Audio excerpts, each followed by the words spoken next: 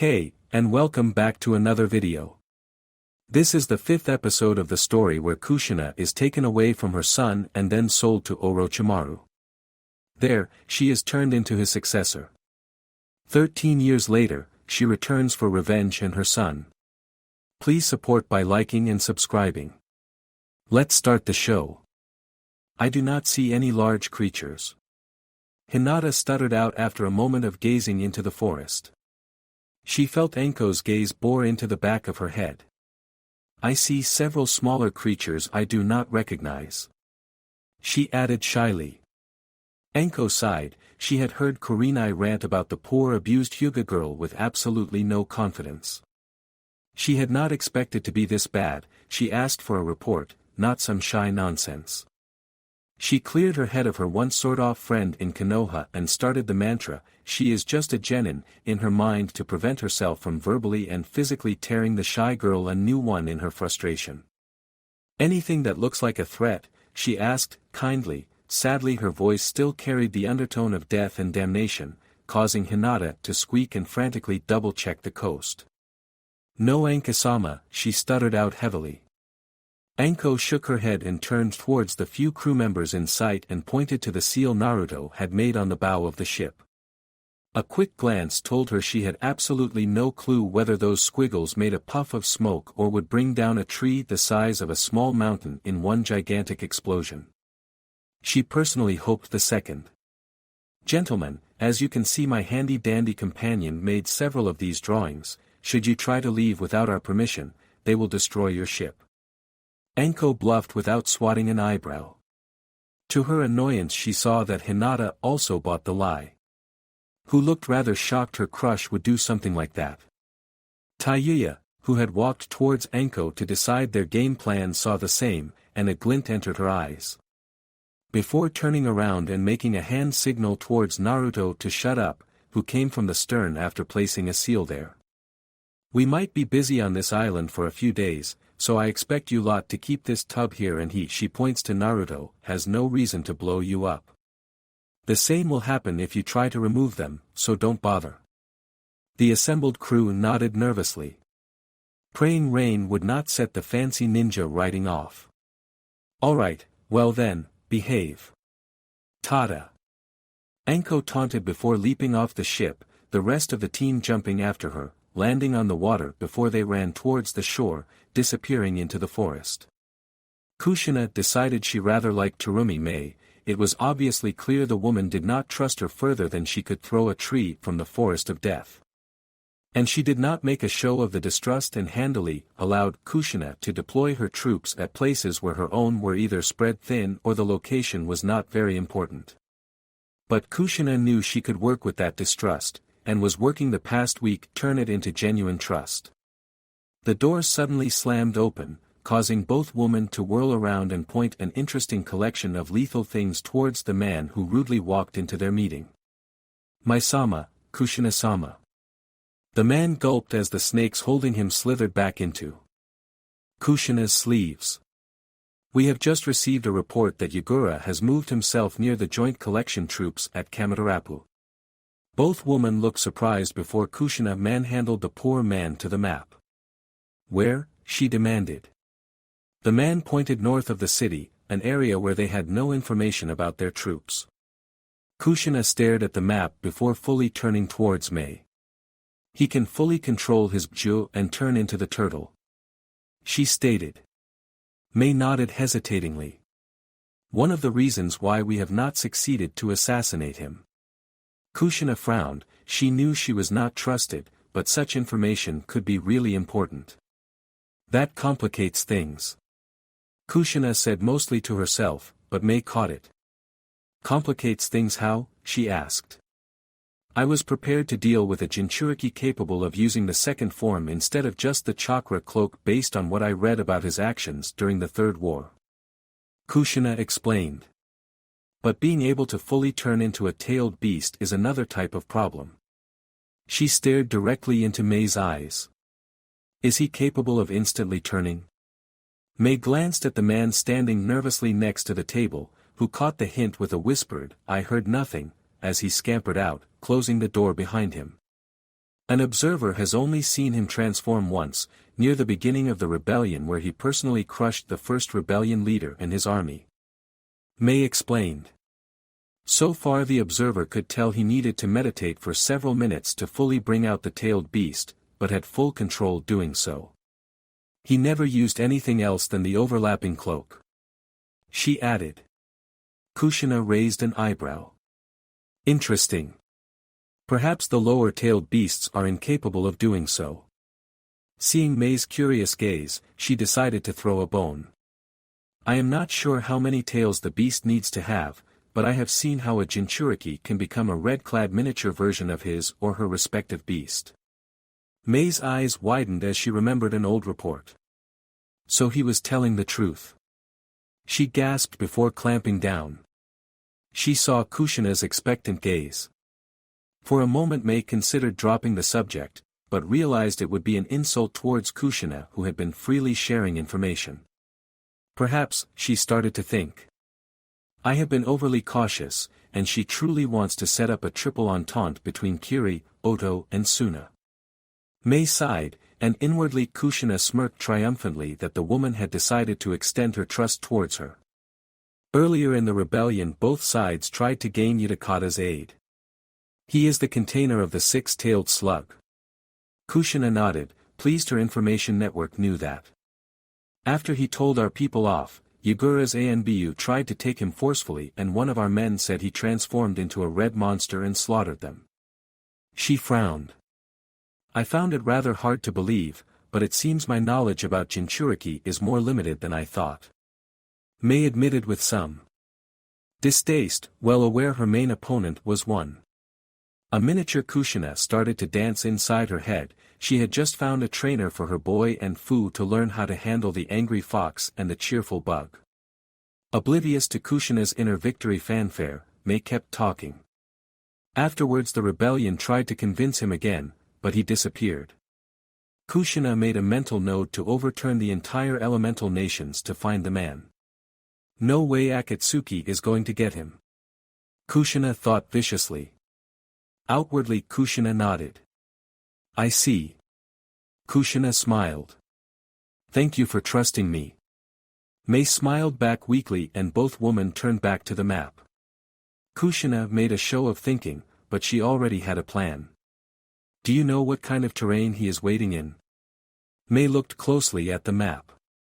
If I have to guess, it would be flat land with trees, not as dense as Fire Country however. Ao would know the best. Perfect terrain for a gigantic turtle. He is hoping move our army to fight him. What is so important about the city he wants to keep it intact? Kushina asked. May shrugged at the city the Oto and rebellion troops held. Nothing is special about the city, it just makes a solid rallying point for our forces. She stopped to think for a moment. Although it never had any relations with the bloodline clans, so destroying it would sway more indecisive people to our side, he seems dead set on extending the civil war as long as he can. Kushina tapped her chin. How strong do you think he is without the turtle? May looked surprised at the question. I do not know. Zabuza had him supposedly on the ropes when he tried to assassinate Yagura. But he supposedly died some time ago. Kushina sighed. He did. A team from Konoha led by Hatake Kakashi killed him and his apprentice. May looked visibly saddened before regaining her composure. I am capable of matching those two one-on-one, but I don't know if I would win. She admitted with a sigh. But why do you ask? How do you plan to take out the Sanbai out of the equation? May inquired, wondering what the other woman was cooking up. Kushina chuckled, I am an Uzumaki Mei-chan. She said in a taunting tone. Ideally we hit him with a Bju disabling seal that will knock him out, but I doubt an experienced warrior like him will allow that. Instead I will deploy a wide area Bju suppression seal that will weaken his ability to summon the tailed beast's chakra. She continued to May's interest. It will give us an arena, in which we need to keep him contained if we want to prevent him from calling up the beast. Wouldn't large area techniques destroy the delicate array? May asked. Kushina smiled at the question. Not with this seal, Only if 2 of the 8 corner points are destroyed, the seal is stable enough to suffer the loss of 1 point. Mei was impressed and decided to test the water. So you are thinking about the 2 of us fighting him? Kushina saw Mei's plan. Yes, my plan was to bring the 3 members of the Sound 4, who have knowledge in barrier ninjutsu with whoever you trust is strong enough to form your own 4-man team. If we bring more people we risk the chance he transforms. Kushina sighed, I don't have anything on hand to stop a fully formed rampaging Bju. Kushina lied fluently. I understand that. Mei replied dryly, she didn't have anything to deal with a full-sized Bju either. Should the people I bring have any specific abilities? She asked. Kushina shook her head. It would preferable if they could make some form of defensive barriers to protect the key points in a pinch. Mei grimaced as she was unexpectedly reminded of the lack of high-quality shinobi under her command. I will see who I can find. She said neutrally. 1 slot was easy to fill in her mind, but the other 2 might end up being empty, not having a ninja capable to keeping up with the powerful warriors. Naruto bit back a curse as he threw a kill shot on the enormous beetle thing that was about to pounce on top of Taiyuya, his kunai sinking deep into the creature's eye. He was no longer surprised at the size of the mutant beetle, as high as a large dog and as wide as he spread his arms. The beetle took a few hesitant steps before collapsing with an odd shrieking tone.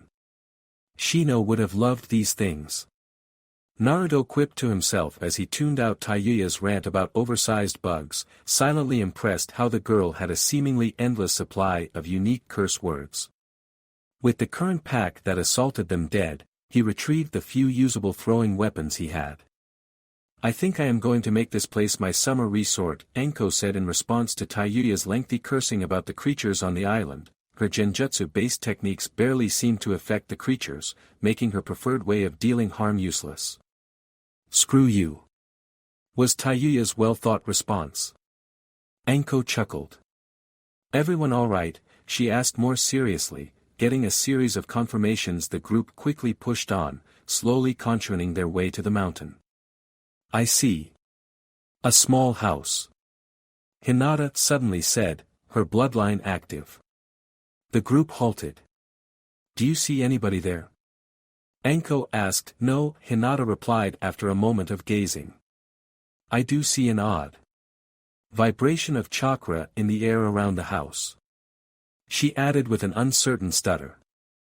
Enko frowned, an unknown obstacle, lead the way, warn us if we come closer to that chakra. She ordered. Hinata nodded hesitantly, the rest following closely.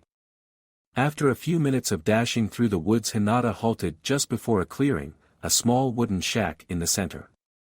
We are close now. She stuttered out. The group looked for anything that was off about the environment, and Naruto saw the nearly hidden seals first on the ground.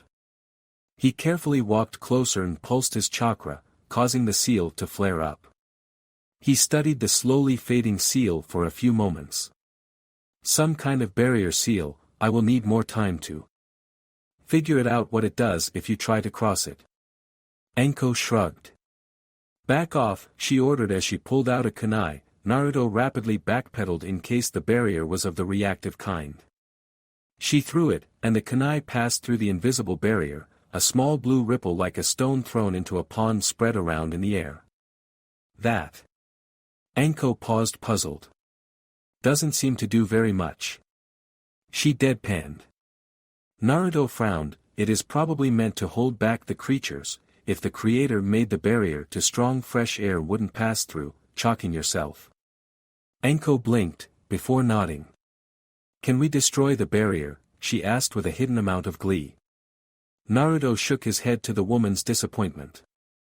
We don't know the threshold, if we put on too much pressure the attack will break through and destroy the building inside. Can you disarm, remove or just get rid of the bloody thing then? She asked impatiently. Naruto walked back to the barrier. Probably, I will need more time. Taiyuya rapidly spoke up. I will watch his back, nobody is in the shitty home so whoever is out there must have left tracks. Enko nodded. Alright, follow me. She ordered to Fu and Hinata, and set off. Naruto pushed his chakra into the ground again, revealing a part of the barrier seal and started to analyze it, slowly moving along the barrier trusting Taiyuya to watch his back. Taiyuya meanwhile was in thought as she scanned the surrounding. Since Anko had not returned, it was clear the woman had found something to track, meaning she had a bit of time to execute her mission. She just had to find the right words. Kushina walked to her room. After hammering out some more details, Mei summoned Ao, an veteran missing ninja hunter who had considerable knowledge of the terrain. Kushina was also silently impressed by the quality of seals the man had to hide his stolen eye, and wondered who in the bloody mist had the sealing abilities to do so. Perhaps I should ask Mei if Kiri took prisoners after the attack on Yuzu, and if so, where they are. Kushina thought. She had expected the country that had the nickname, the Bloody Mist, and plenty of ninjas involving epitaphs with demon or beast, that they would leave no survivors. Well, first we got a turtle to deal with. Kushina thought as she unfurled a large sealing scroll in her chamber after securing it against unexpected intruders and unwanted observers. In a large puff of smoke, a sizable jade vase appeared, intrinsic webs of arrays drawn around the beautiful inscriptions of dragons. Kushina slowly started to trace the sealing arrays, ensuring that everything was still in order. She took a good look at the seals inside the vase, and with a nod closed it again. Everything is set to go. Kushina thought, satisfied as the vase disappeared into the scroll again, which she hid again between her other scrolls. Tobi watched from the shadows as he pawn worked in the field office to direct the war against the rebellion. Getting the hypnotized Mizukage to the field was harder than expected. In order to avoid having to run the hidden village, he could not completely lobotomize the Kage. Initially he had no intention to personally involve himself in the war, but when Zetsu reported that the cursed Uzumaki woman was involving herself in the war, he saw an opportunity. Judging from how she acted during the assault on Konoha, he suspected the woman preferred taking out the leaders first. So he dangled out the Mizukage as bait. He was fairly confident his puppet should be able to kill the Uzumaki woman, but should that be proven wrong, then he would deal the killing blow himself. He would prefer that actually. The woman had ruined his plans substantially, and he refused to let his plans ruined further. So Naruto. Taiyuya started after a time of thought, instantly catching Naruto's attention by the usage of his name. What the hell do you see in that Hyuga girl? She asked bluntly, foregoing any attempts at subtlety. She'd leave that to her mother figure. Naruto was surprised. Taiyuya used two names in a row without insulting anybody. He thought, nearly alarmed, wondering if he was caught in a genjutsu. Why do you ask? Naruto asked a bit defensively after his mind registered what his sister had said. Heh, just wondering. Girl is no good for you. Taiyuya said, making Naruto blink and reply intelligently, what?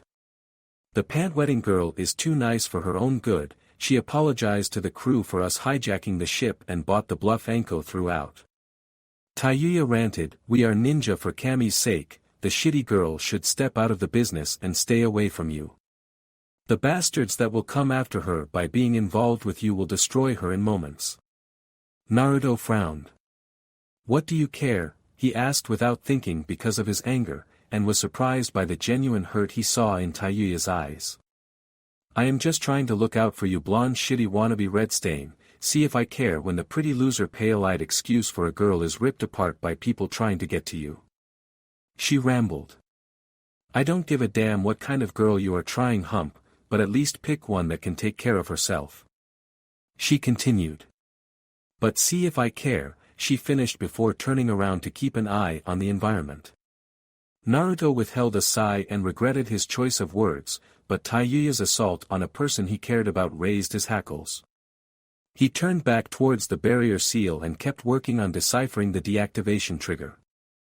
His mind was not truly on the task, however, as he processed Taiyuya's concern. He was not completely oblivious to his mother's prodding about what he liked about girls and her own thoughts about the girl she wanted her son to be with.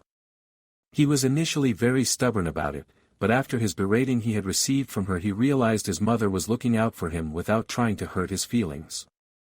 That did not mean he agreed with her, but Taiyuya's blunt admission made him doubt his decision. The pair worked silently until Naruto spoke up. "Taiyuya," an unladylike grunt was his reply. "Is Hinata really the wrong girl for me?" he stumbled out, unsure what kind of words he should use. He suddenly felt extremely out of his depth. Unknown to him, Taiyuya had the same feeling. "I don't do this mushy feeling crap, damn it," she cried in her mind. "Yes." She spoke curtly. Silence descended on the pair again. "I see." Naruto spoke softly, clearly his mind was off the seal he was working on. After another awkward silence, Taiyuya realized she had an opening, and needed to capitalize on it. "Look, fuckface," she threw the insult automatically, because her back was turned towards Naruto. She did not see the wince in the demotion he received in nicknames. The pale mouse needs to become a medic under that walrus you and Kushina-sama brought back. She simply isn't suited for this kind of shit. Naruto's display of emotions was unseen.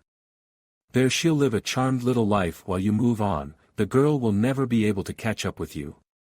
And with who you are and what you contain, you are going to have powerful bastards after things you give a damn about. When it comes down to it, she'll just freeze up like a little bitch and watch you die," she monologues. Taiyuya gave herself a mental pat on the back, pretty sure she managed to throw out all the damn points Kushina wanted her to throw at him, twice. Even a stubborn person like Naruto should understand that. Naruto frowned at the end. "Is her being with me really such a danger?" he thought. "I suppose it is." His frown deepened as he thought about Taiyuya's earlier words and wondered if Hinata would still like him if she knew what kind of bad things he had done or has to do in order to keep the people important to him safe. He shook his head. Hinata knew what she was getting into. She is just too kind to let those uninvolved get hurt.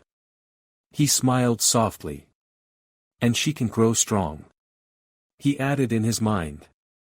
He mentally forced himself back to the seals forming the barrier.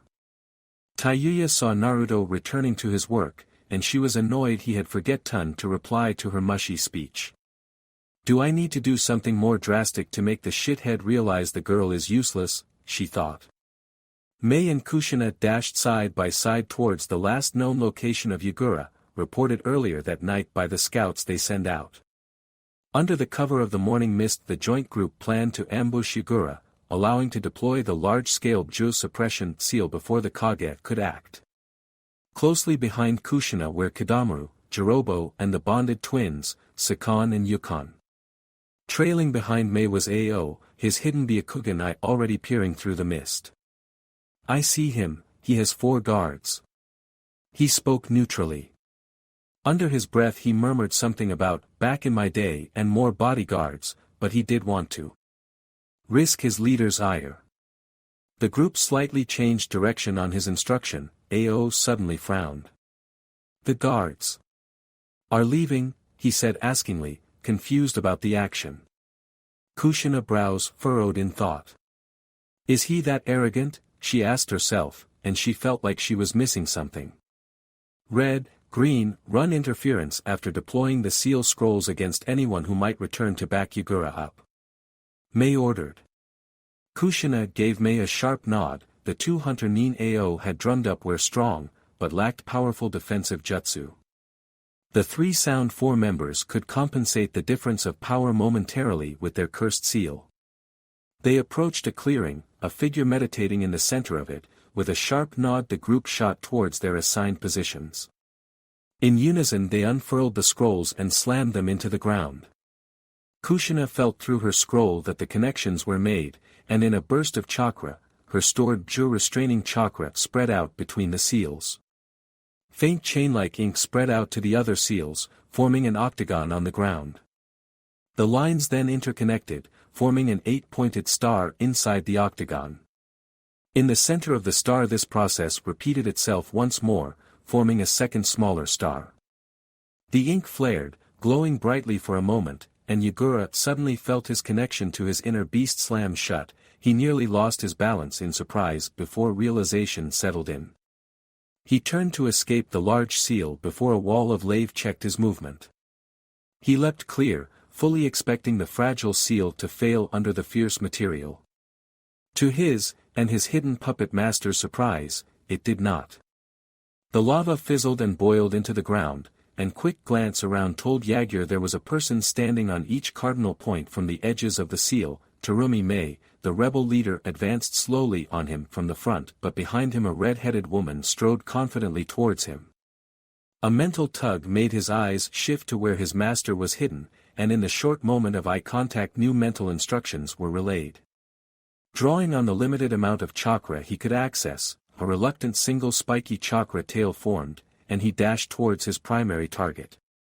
Kushina met his charge with a sweep of her arm, launching multiple sealing tags towards Yagura, who sliced them apart in one fluid sweep with his staff. He spun his weapon around to face Kushina with the flower side first, intent to use a jutsu, only to be put into a hasty defense as he had underestimated Kushina's Kusanagi length, which scoured a deep gouge into his weapon. Kushina's rapid swordplay pushed Yagura back for a few moments before he recovered and focused water nature chakra into his weapon. A water bullet shot down at Kushina, who danced away, giving Yagura slightly more space. Before he could use it, however, he sensed Mei approaching him from behind, and made a sudden horizontal swing, forcing Kushina further away while trying to catch Mei off guard. It failed. Mei had already checked her advance and attempted to score a cheap blow by shooting a single lave bullet. Using his powerful affinity, Yagura managed to spit out a water bullet from his mouth, slowing the glob of lava enough for him to step out of the way. Mei bit back a curse, but when she saw the wince Yagura's face from the forced attack she realized other attacks of opportunity would still work. Kushina closed the distance again, slashing high with her sword. Blocking diagonally, Yagura pushed the attack away. He quickly changed his stance to avoid having his legs swept under him by Mei, who tried to follow up with a sweeping kick, Kushina coming from the other side with her sword. He repositioned his staff, blocking the slash with one hand, and blocking the kick with the other. With a grunt, he flexed his Juz chakra and pushed. Mei, her leg burning from the poisonous chakra, stumbled away. Kushina backpedaled as she tried to keep balance to stop the man's jutsu, but it was too late. 5 hand seals and a cry of Suetun, Suryuden no Jutsu, later, and the morning mist condensed into a water dragon. The beast shot forward towards the area Jirobo was guarding. Thanks to the information implanted to him by Toby, he knew where to aim. Jirab instantly triggered his curse mark as he went through the hand seals. His skin turned red, his transformation finishing even as he poured the extra chakra into the jutsu. With a cry of Doton, Dorika Geishi, as he slammed the ground, a massive piece of earth rose from the ground. The water dragon slammed into it and started to blast away the rising earth. Kushina forced Yagura to stop his jutsu with a slash of her sword, the last remnants of the dragon slamming against the heavily washed away rock, but the defense had held. Yagura snatched the staff he had slammed into the ground to free his hands, blocking Kushina's assault, which suddenly stopped as she leapt backwards, and a large shadow engulfed him. He dashed forward towards Kushina to escape the looming attack, but his advance was checked and multiple chains shot from Kushina's free arm. With a powerful one-handed slash he smacked the chains aside even as he focused his Juz chakra in his other arm, before slamming into the ground. Sangosho, he shouted as a rapid formation of coral spread out from the impact point, rising up to form a shell around him. Mei's Yoton, Yokai no Jutsu slammed into the shell and the earth around it moments later. Kushina stabbed her sword into the ground next to her, freeing her hands for her own hand signs. She took a deep breath as she finished her set, and with a cry of Katon, Karyu Enden, a fire dragon roared towards the lava-covered shell, fully intending to cook Yagura alive underneath. The shell exploded in multiple shards and Yagura leapt out, only to be greeted by the approaching fire dragon. On instinct he substituted with a piece of the coral that he had launched away, his Bju cloak absorbing the edges of the wild fire. He focused chakra into the staff as he soared back to the ground, the flower gathering the mist into a solid glob of water he threw at his landing point. He bent his knees as he landed hard on the solidified lava, but barely had time to fend off the chains approaching him from Kushina. He dimly noted a clone of sorts sprinted to the edge of the clearing they were fighting in. A powerful sweep brought him short reprieve from the chains, and he tried to leap away from the pair of women to get out of the area. A cry of "Yotan, Tepidama," alerted him of the approaching molten rock shots. He released his staff and quickly formed two hand seals before spouting an enormous amount of water. "Suetun, Suijin Hiki," Yagura thought as the water washed away Yotan attack and cooled off the molten rock from Mei's attack, giving him the ground to work on. He dashed forward, grabbing his rebounding staff that hit the hardened ground in one fluid motion, presenting the hook end first. He intended to use the scalding mist that erupted as cover to hit the woman while Kushina could not launch assaults into it without risking hitting Mei. As he entered it, however, he felt a stinging sensation on his skin, that rapidly worsened. His eyes widened in realization, the damned bloodline. He checked his advance and leapt backwards, preventing a hit from a devastating kick that cracked the hardened ground underneath. He swept his staff upward in an vertical slice, forcing Mei to the side as he backpedaled. His instincts prevented him from impaling himself on the chakra chain dome that surrounded him. He heard an exclamation of "Futton, Komu no Jutsu," and the painful burning sensation on his skin rapidly worsened. From the corner of his eyes he saw the sharp points on the chain barrier melt, and the chains rapidly degrading until a golden pulse of chakra halted the process. Kushina frowned as she felt the dome of chains weaken, and forced more chakra into them to halt the process. It was a plan the pair of women concocted on their way to the fight, using the chains to negate the weakness of Futton, the ability to get out of the lingering danger area if you are not directly hit to literally melt Yagura away. Her frown deepened. If Yagura died in there, her plan to wrench the sanbai out of his gut to delay and confuse Akatsuki would be gone, but she also needed Kiri firmly on her side for Oto to survive. Should any of the other great three decide to team up, or at least decide Oto and Suna were a bigger threat than the others, her upstart empire would be crushed. She was shaken out of her concentration by the cries of Ao and the sound four members, and sensed a presence suddenly behind her. She leapt forward and barely managed to avoid the attack on her back. As she rolled to her feet, she saw a very, very familiar distortion in the air as the man phased away, disappearing onto the eye like. It did all those years ago. Her mind vaguely noted the man now wore an orange mask and Akatsuki robes. With a roar, Kushina sent two massive chains to impale the disappearing man, but it was too late. With burning hot anger inside her, she whipped her head around to find the man, her hair raising angrily behind her into 9 distinct tails. No attack came, and suddenly Kushina saw a large coral formation jump out of the boiling mist. Yagura, his skin deep red and bleeding heavily at places, leapt away from the top of the coral spire. He landed outside the barrier. Kushina prepared herself to face an enormous turtle, but instead of attacking Yagura leapt into the trees to run away. Kidamaru, who was nearest, tried to stop him with multiple bolts of webbing, but it was too late and the man disappeared into the forest. Mei charged out of the mist to give chase. Ao left his position and followed her. With a quick nod, Kushina sent the trio after them. She scanned the surrounding one more time in the hopes to find the bastard responsible for all her misery, hoping to bait him to appear now that she seemed left alone, but he did not. With a snarl, she gave chase to the wounded Kage.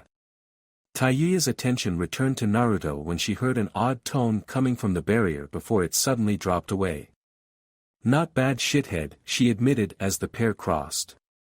Naruto smirked and crossed the perimeter, Taiyuya following him closely. They entered the house in the center and were greeted by a desk filled by the brim with papers. He saw a large book prominently placed in the center, like it was supposed to be found by someone. He quickly strode towards it and flipped it to the last written page.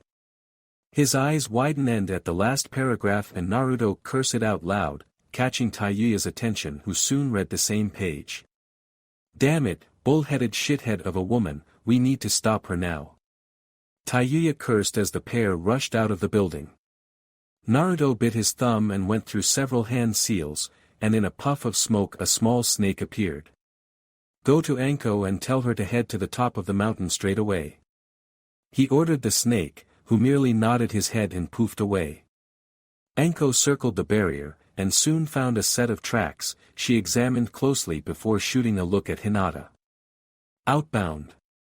She simply said, getting shy nod from the Hyuga.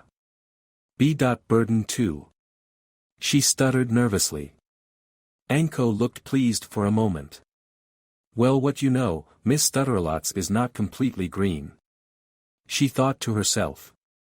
We will follow this track, let me know if you see somebody. Remember, if the person has red hair then he or she is most likely the target. She received a pair of nods. Anko and her troop soon followed the tracks through the dense underbrush, and she was glad no more creatures decided to attack her team. They slowly wound up the mountain before coming to a rocky clearing. To the steep mountainside are multiple rough gravestones. Anko narrowed her eyes as she slowly walked over to them. Each stone had a name roughly hewn into it. Do you see any bodies near these gravestones? She asked Hinata, who peered down before shaking her head. I thought so, she murmured to herself as she went through the seals of the summoning jutsu. She instructed the pack of snakes she found to find a scent of whoever was here before them. The rocky ground would making visual tracking very hard. The group meanwhile backtracked to see if they missed a trail. What do you mean, gone? Kushina heard Mei ask in an angry tone as she closed on the group. Ao was equally agitated. He just disappeared into the thin air just like the person who assaulted Kushina-sama. He replied tersely.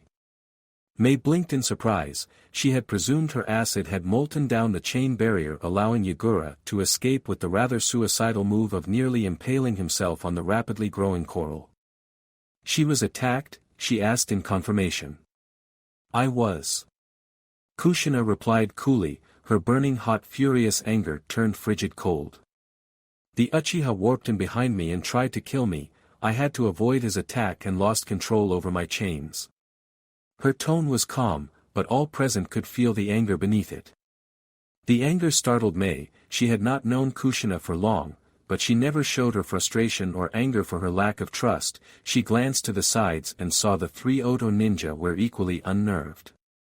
Yet curiosity burned in her. As far as she knew based on the rumors and hearsay floating around the world, there should only be 2 Uchiha left, one if you believed the stories the one loyal to Konoha was killed. Then that person was Itachi Uchiha, she asked puzzled, wondering why a missing Konoha with a bloodline would be aiding Yagura of all people. Kushina shook her head. No, he is not. He proclaimed himself to be Uchiha Madara, but that is most certainly a lie. She hastily added the last part, even in Kiri Madara was a powerful figure of legend. Seeing the uncertain look she explained. Madara would have wiped us all out in a single large-scale fire jutsu. This man is just a cowardly backstabber. She said angrily as the memory of the man holding her baby Naruto hostage. Mei frowned. It was clear Kushina had an encounter with this man before. There is more to this, isn't there? She asked and stood firm in the furious glare she was shot. There is. Kushina said tersely, but refused to explain further. Mei sighed and twiddled with a stray lock of her long hair, changing the subject. Well, Yagura escaped, but he is heavily wounded. Even with the Sanbai helping him recover, he is out of commission for a while. This should allow us to move our troops in large groups without fear of them getting attacked. She mused, deciding to confront the woman about the Uchiha somewhere private. Naruto rushed through the forest, Taiyuya hot on his heels, and they soon reached the end of the forest line and started climbing up the mountain. When they reached the top, however, they found out it wasn't a mountain. Which shithead is fucking stupid enough to build a crappy lab into an active volcano? Taiyuya shouted in surprise and anger as she peered down, an orange glow informing her lava was somewhere beneath them. In the side opposite to them was a large gap, gray floor informing them something was built into the side. Naruto systematically took in the entire throat of the volcano. He saw no human-made walkways. That means the entrance is carved into the volcano side somewhere. Damn it, I should have brought the book. He berated himself. He took another look at the opening into some man-made structure quite near the lava. Taiyuya, do you think we can enter that place without getting fried by the heat? He asked. Taiyuya looked at him like he was crazy. You want to burn that shitty ass of yours by walking into a volcano? She asked incredulously. How else do you want to be on time to stop the woman from killing herself? He asked back tersely. Tayuya growled, but couldn't deny his logic, for all they knew the woman was already fighting the ultimate summon beast that was mentioned in the book. Tayuya had no alternative, nor had she seen any maps. They started running around the edge until they were above the entrance, and started walking down, the heat slowly increasing. Most dangerous wall walking exercise ever. Naruto thought dourly to himself, glad he trained until he had not think actively about walking on the sides of things. Halfway their target they heard a monstrous roar. Glancing to the side where a wide-eyed Tayuya was looking back, they picked up their pace downward. After confirming that much to Ao's frustration that the Mizukage truly had escaped, they quickly gathered the seal scrolls used and retreated, the 200 nin they had sent out quickly catching up, reporting nobody even tried to come to the man's aid. As they went back, Mei silently marveled how unharmed they had come out of the fight despite fighting a Kage. Granted they were limited in any large-scale jutsu, and Yagura himself had restrained himself not to get caught in any kind of backfire from the sealing array he was trapped in. But as they returned to the city and the fight knowledge of the fight settled down, hope was blossoming she could end the war this year. The group soon entered the city, the rumor mill was churning on overtime, the nighttime patrols having seen the odd group, including their respective leaders, was plenty of fuel for everyone to speculate. Kushina handily turned the hollow victory into a crushing one with the right words, while still staying close to the truth. After a small impromptu victory parade for the defeat of Yagura and forcing him to run through the city, the group settled down to rest in one of the higher-class hotels. Kushina practically scrambled for her room to write letters for her snakes to deliver. I still do not understand why. He doesn't just simply kidnap Yagura and do whatever they do with the tailed beast. Kushina wondered now that her initial rage had subsided and her thoughts steered away from overturning Mizu stone by stone to find a shred of the Uchiha. She finished writing, and quickly bound the multitude of scrolls before sending a host of snakes away in a puff of smoke. She briefly considered sending a letter to her son, but decided against it. No use making him paranoid for an Uchiha appearing out of thin air near him. She reasoned with herself. She had the limited sensory skills that allowed her to watch her back without constantly looking over her shoulder. Naruto did not. As she waved away the smoke, somebody knocked. Come in. Kushina said neutrally, wondering who wanted to speak with her. To her mild surprise it was Mei. She expected the sound 4 members who would be worried about. The other woman quickly stepped inside and closed the door, leaning against it. Kushina put on her poker face by the gesture with a suspicion what the woman wanted to talk about. Who is that supposedly Uchiha? Mei demanded bluntly. I do not know his name. Kushina started neutrally, weighing the benefits of telling some truths against the consequences. If that man has been involved with Yagura for a while, I need to know more about his behavior. Kushina rapidly thought. He could quickly influence the Kyubi and can somehow influence the Mizukage. Yet he did not try to control us, so it is either very subtle or has certain requirements. Her eyes widened despite her attempt not to. Could he influence Yagura through Sanbai? She asked herself, shocked at the idea. Mei frowned. Kushina clearly came to some kind of conclusion. Well? She asked, annoyed that the other woman's thoughts wandered away from the conversation. Kushina sighed. I do not know his name, she repeated. He arrived on the night of the Kyubi attack, and as some had seen the beast had Sharingan eyes, the beast was clearly under influence of the bastard. Mei blanched. If he can control the strongest Bju, what kind of chance do we have? She thought, shocked. He tried to kill my son before Yondaime fought him off. Kushina continued. He disappeared after that until this day. The robe he was wearing indicates he part of Akatsuki. Akatsuki? Mei echoed in confusion. An organization dedicated to the gathering of Bju or their containers. I would have expected him to kidnap Yagura. Not aid him. She admitted. Perhaps he used our fight to weaken him to capture Yagura. May speculated. Kushina shook her head. That would imply a coincidence of him being there as our plans were barely known to anybody. I don't believe in coincidence. Yagura was there to bait us. May mulled over it for a moment before reluctantly agreeing. Yagura only had shown up himself when there was an army to crush under the giant turtle's feet. But why? May asked mostly to herself. Kushina took on a thoughtful expression. Yes. Why does he seem intent to drag out the war here? She asked. May hummed thoughtfully. The longer the war drags on, the weaker Kiri is afterwards. She said after a moment of thought. But then the question is, why does he want Kiri to be weak? Why does he want all the bloodline clans dead? Her frown deepened. The other demon container is already a missing ninja and not affiliated with the rebellion. He is not protected by either side. Kushina groaned. She hated it when she didn't know everything. The lack of knowledge already had cost her too much once. That means there is another goal after they gathered all the Bju. She sighed. We know at the least that whatever his mind control ability is, it is limited somehow. May blinked in confusion before understanding settled in. That makes sense. With the ability to disappear like that, he could just control every Kage and leader in the elemental countries. That would also explain Yagura's change. That means the bastard is controlling Yagura like a puppet for a decade at the minimum. Kushina nodded. She had a time frame now.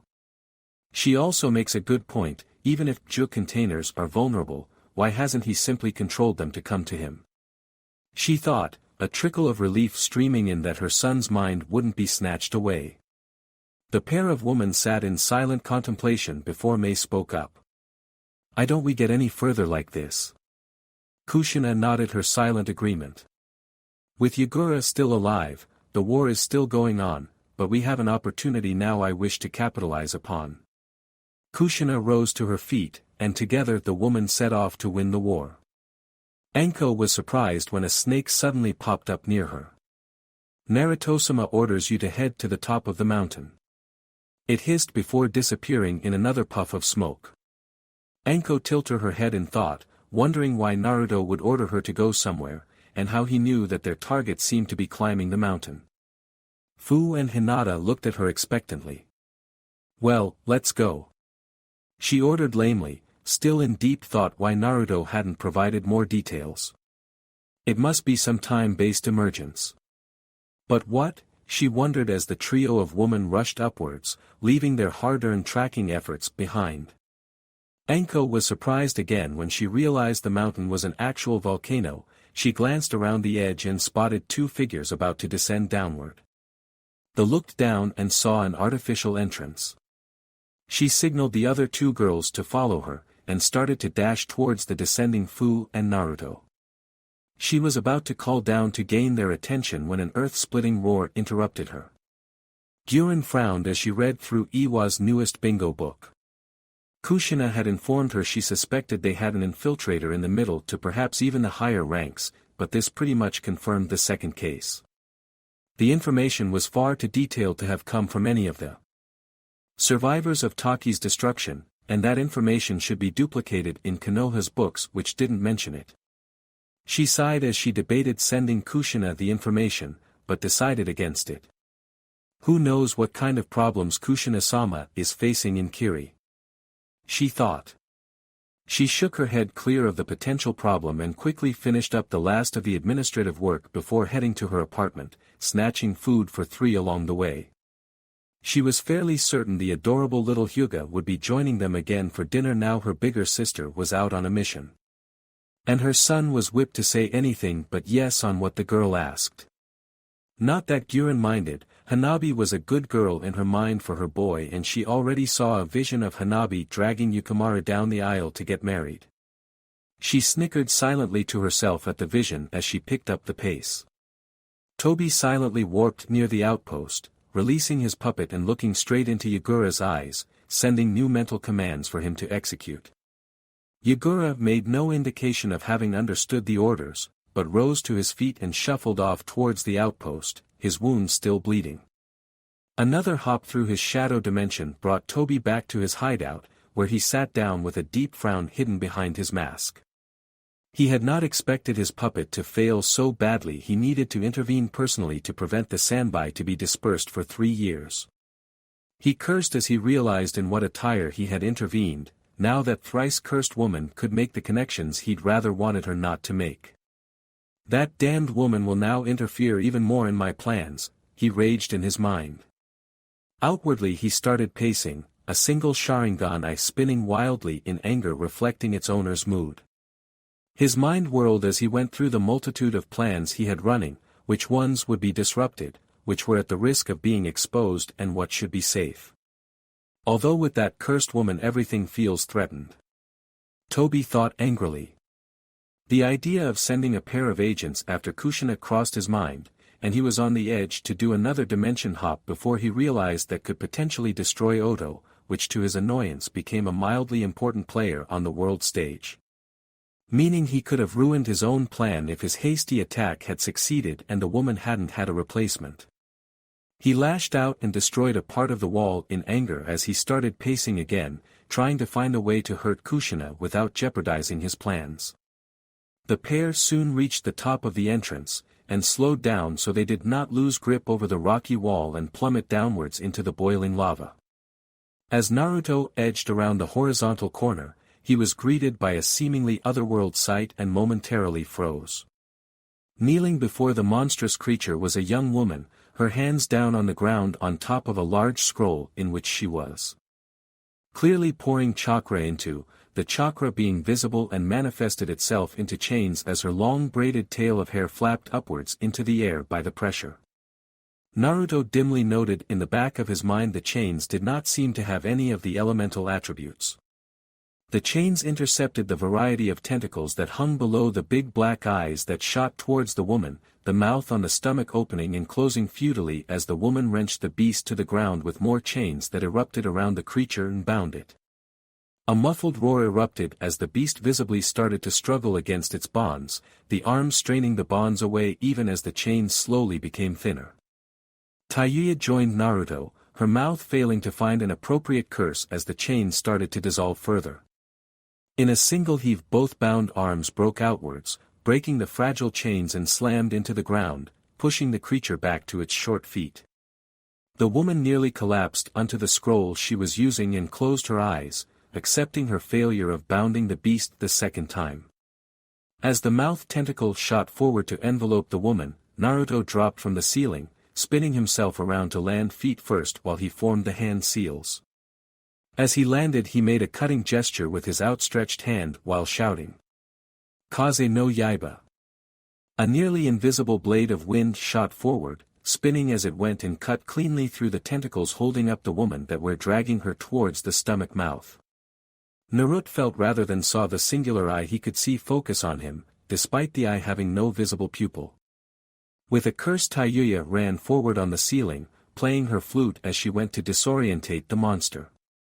She saw Naruto who had started to move forward suddenly falter and stare past the beast and the woman. Tayuya was glad the woman at least had the sense to scramble away from the monster so she didn't get recaptured by the tentacles which regrew quickly. A pair of tentacles straightened and started aiming towards Naruto, an electric charge visibly forming around them. Naruto still stood staring far away as he was caught in the genjutsu. With another curse, Tayuya switched focus of her genjutsu and cast her own upon Naruto, disturbing both and breaking Naruto free. Naruto blinked in confusion before realization set in, staring straight at two electrified tentacles he dropped to the ground on instinct. Moments later a lightning blast shot over him hitting the ground behind him. He rolled to the side, dodging a second blast before scissoring his legs and flipping himself to his feet. He jumped towards the left to avoid a third blast before the tentacles finally lost their charge. As Naruto danced around the ranged attack, Tayuya closed the distance and threw a barrage of kunai.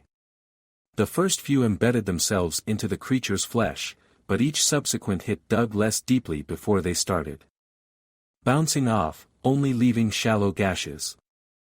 Taiyuya spat out another string of curses as the enemy nullified her offensive abilities on the move. She changed aim and let a new volley fly, this time aiming for the relative large eyes. Tentacles snapped upwards to block the shots, giving Naruto the opening he needed to launch a barrage of chains from his arms and back. The woman gasped at the sight of the chains as they wrapped themselves around the beast, biting into the skin. Naruto glared at the stunned woman. "Seal it now," he bellowed, shaking her out of her stupor. She scrambled towards the scroll and started channeling chakra into it. A line of chakra shot out and formed a sealing circle around the beast, and a second set of chains formed around it. Anko, Hinata and Fu entered the cavern, having walked down further so that they ended up at ground level instead of the ceiling, just in time to see the monstrosity roar with an unbelievable volume. The chains shattered, weakened by the draining and breaking under the vocal assault. Naruto staggered backwards, surprised and caught off guard by the counterattack and his closeness. The woman hadn't anchored herself to the ground with chakra and slid away. Tentacles snapped forward and captured Naruto. With a single sharp tug his connection to the ground was severed as the draining effects wreaked havoc with his chakra control. As he was yanked towards the belly mouth, he glanced sidewards, seeing Fu's chakra cloak forming as she and Anko raced forward to save him from becoming dinner, while Hinata looked aghast in shock. Suddenly his conversation with Taiyuya earlier the day seemed prophetic. With a mighty heave of her formed chakra wings, Fu shot forward like a launched rocket.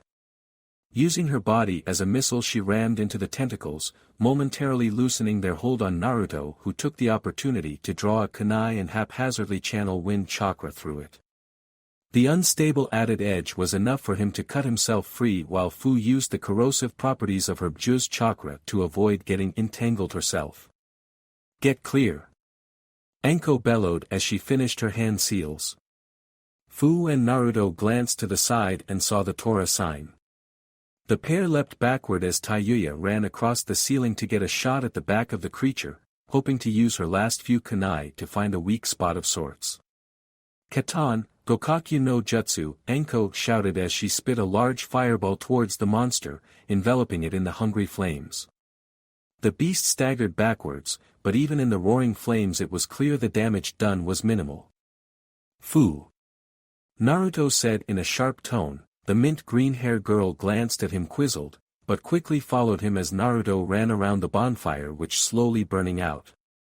As he took his new position, he saw a snag in his plan in the form of the collapsed Uzumaki woman. "Hinata, get the woman and get away," he shouted. He saw Hinata run towards the girl. Another mighty bellow momentarily unbalanced her, but she kept running. The roar had cleared away the flames as the beast focused its attention on Anko, its eyes flared with chakra. Anko stood still for a moment before she shook her head. She leapt backwards to avoid the slashing mouth tentacles. Taiyuya shouted a curse as his last kunai bounced off the hard skin on the creatures. Naruto growled at the creature's immense adaptive abilities, realizing if his plan did not work he would hope he could do enough damage relying on the old dastardly fox. The thrown kunai distracted the creature long enough as it turned to face its attacker above it, electricity starting to course between two tentacles again as they turned upward. The distraction allowed Hinata to close and grab the unconscious Uzumaki woman before dragging her to safety as Anko ran around the creature to join Naruto and Fu. "What is the plan?" she demanded. Naruto pointed straight away, at first seemingly pointing towards the creature. "Throw that thing out the door into the lava."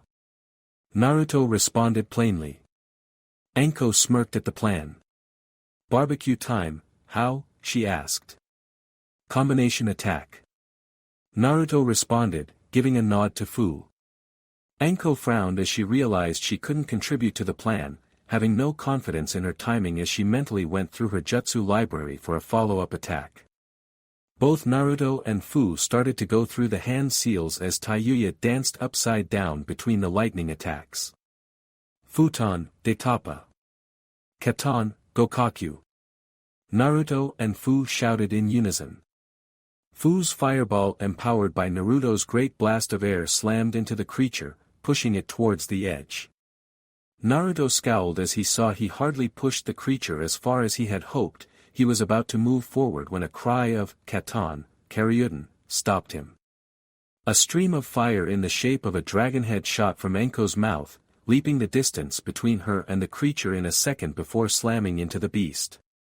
The force pushed the creature back another few steps. It roared its frustration to the world before it was engulfed in wind and flames again as it awkwardly tried to maintain its balance under the power of the wind-enhanced fireball. Before it had time to properly shake off the remaining flames, another fire dragon slammed into it, pushing it back further. From the edges of his vision, Naruto saw Enko visibly exhausted and realized after the next attack the creature would have relief. Full power, he shouted as he drew on Kyuubi's chakra. He sensed the creature enter his mind and for a moment swore he felt curiosity towards the opponent he was fighting. "You fight the strangest things." The chakra being rumbled before returning to silent vigil. Naruto had a pair of tails waving lazily behind him while Fu's wings twitched as the pair went through their respective hand seals. The beast stilled, its two eyes warily taking in the odd energy it had sensed for a moment earlier. Before it could act, however, a visible force of wind started ripping through the ground from Naruto before it was set ablaze, Fu slightly mistiming her attack. The inflamed air crushed into the creature, sending it skidding over the edge. Uncaring about the lingering heat, Naruto ran forward as his chakra cloak dispersed, Fu and Enko hot on his heels as he gazed over the edge. Kushina shot upright from her bed, her nightmare's terrible ending shocking her out of her sleep. She shook her head as she mentally recited that her son was currently out on a well-hidden mission and there was no way the cycloptic red-eyed bastard behind the mask could gain control of her son and turn him against her. If he could control demonic containers that easily, the Uchiha would not have gone through the trouble of setting up an entire organization and strong-armed 10-ranked ninja into it. It hardly eased her urge to reverse summon herself to the realm of the snakes and command them to reverse summon her son to her so she could hug the stuffing out of him. She stretched her arms as she walked out of her bed and gazed at the clock, informing her it was early in the morning. She mentally debated if it was worth risking upsetting her son by sending a snake to confirm he was all right. A small grin made its way on her face as she thought. He can't be insulted if I ask for a status update. He should be a couple of days on the island now. She frowned slightly as she realized she still had to wait an hour or two for the morning to properly set in. She clicked her tongue in annoyance at the thought of waiting. And with a sigh she left to refresh herself for the day and find a way to locate and kill the Uchiha and his Mizukage pet. Naruto nearly stumbled back as a bellow of pain physically slammed into him. The monster he had been fighting was slowly sinking into the magma with its back first, roaring its agony as it went. "Nice, barbecue." Enko commented dryly at his side as she and Fu joined him to watch the creature disappear into a boiling red liquid. They watched silently for a minute as they feared the creature would re-emerge, grown immune to the extreme heat. "Well, that's that," Enko concluded before a grin made its way on her face. "Want to bring down the volcano down it to make sure?" she asked as she looked at Naruto. Hopeful sparks shot from her eyes. Naruto groaned as he wondered why he was suddenly the mature one of the team. "That would involve destroying whatever research they got to make that thing. I am pretty sure Mom would want that stuff," he commented dryly. Enko mocked a depressed look before perking up. "You are right, brat. Now let's see how our damsel in distress is doing before we start pillaging." They turned away from the creature's molten grave and made their way towards the knocked-out Uzumaki woman who was being tended by Hinata and Tayuya. "How's the damsel in distress?" she asked dryly. Hinata stayed silent as she tried to make the woman comfortable. Tayuya was the one who spoke up. "Bad case of chakra exhaustion according to Pale Eyes," she shrugged hopelessly. "Force fed her a soldier pill and hope she is truly an Uzumaki." Tayuya was silent for a moment. "So the misshapen bastard is dead?" she asked hopefully. "Molten in the lava," Enko replied with a happy grin.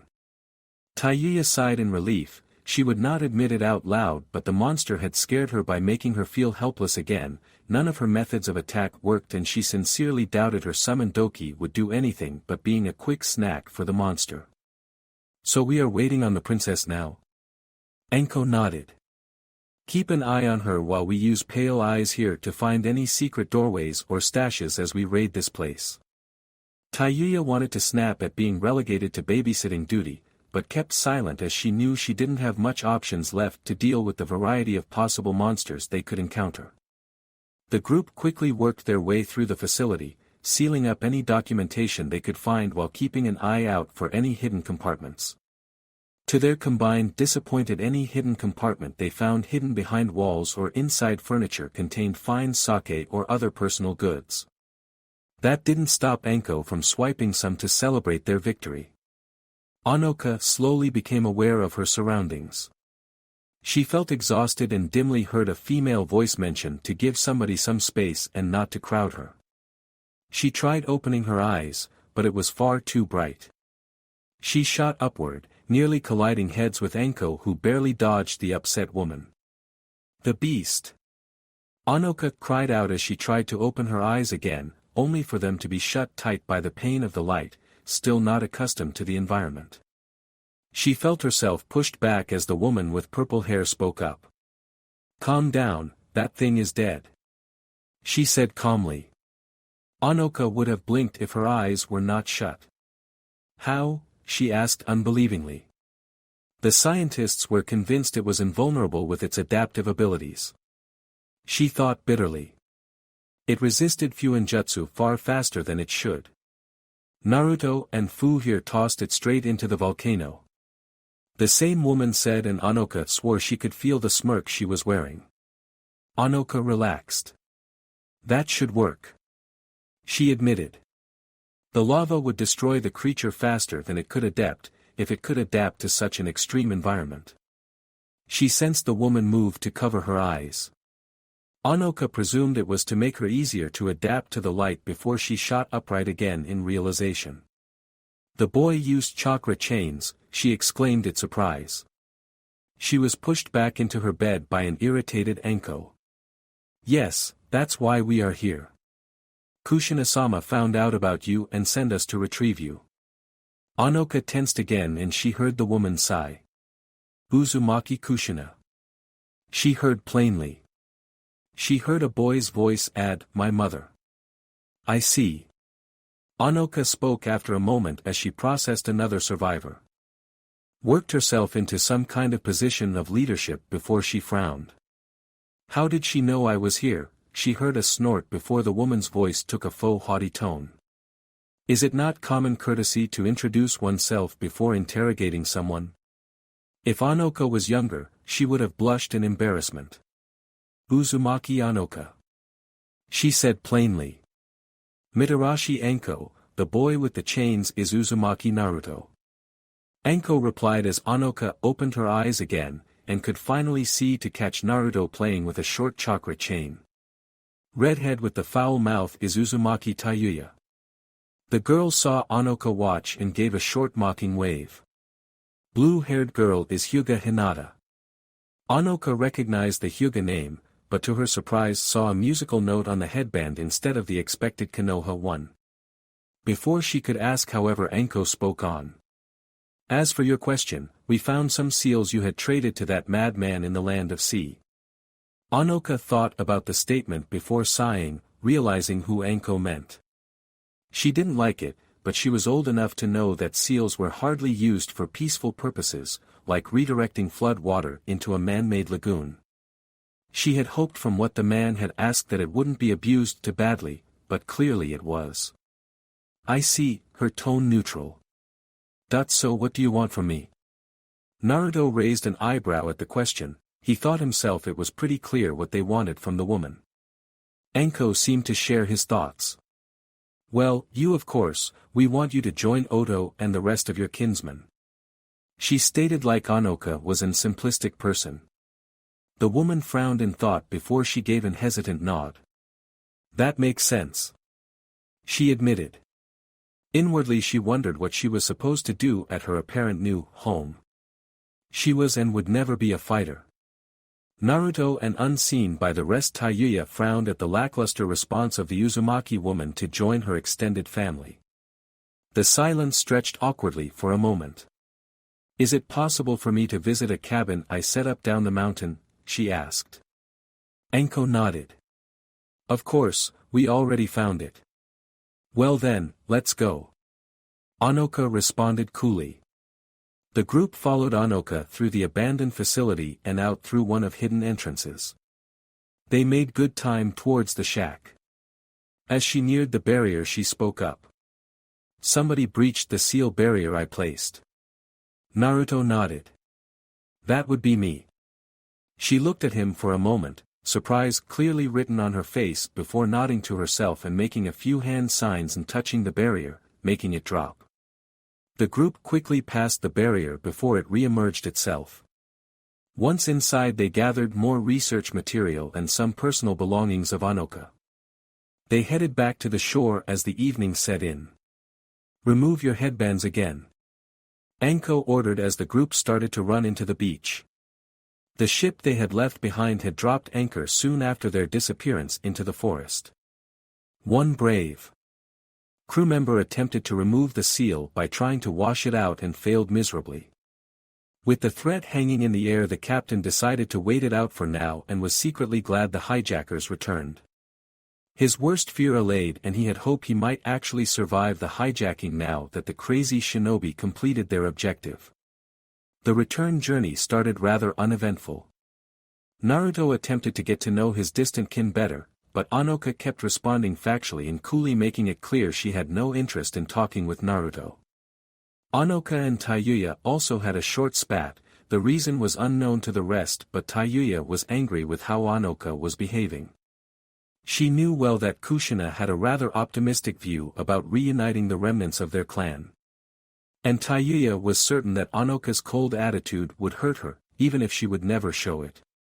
After the spat, Taiyuya started to brood on how she would change Anoka's attitude, by violence if she had to. With no progress to make with Anoka, Naruto spent time either rethinking his relationship with Hinata, replaying Taiyuya's and his mother's words in his mind, or catching up with the bookwork Tsunade had given him. The legendary slug medic had not given him a deadline, but Naruto had decided to do his best to completely read all the books before they returned home. With the crew no longer complaining now that the end of the hijacking was in sight, Naruto allowed to relax himself slightly so he could devote more time to reading. He also talked to Hinata, who noticed but did not act on his slightly more distant behavior. She thought he was merely disappointed with Anoka. The slow journey back home was disturbed by a sudden poof, a thunk and a yelp from Naruto, who had a summoned snake land on him, the extra weight breaking the hammock he was lying on while reading his book, causing him to fall down on the floor.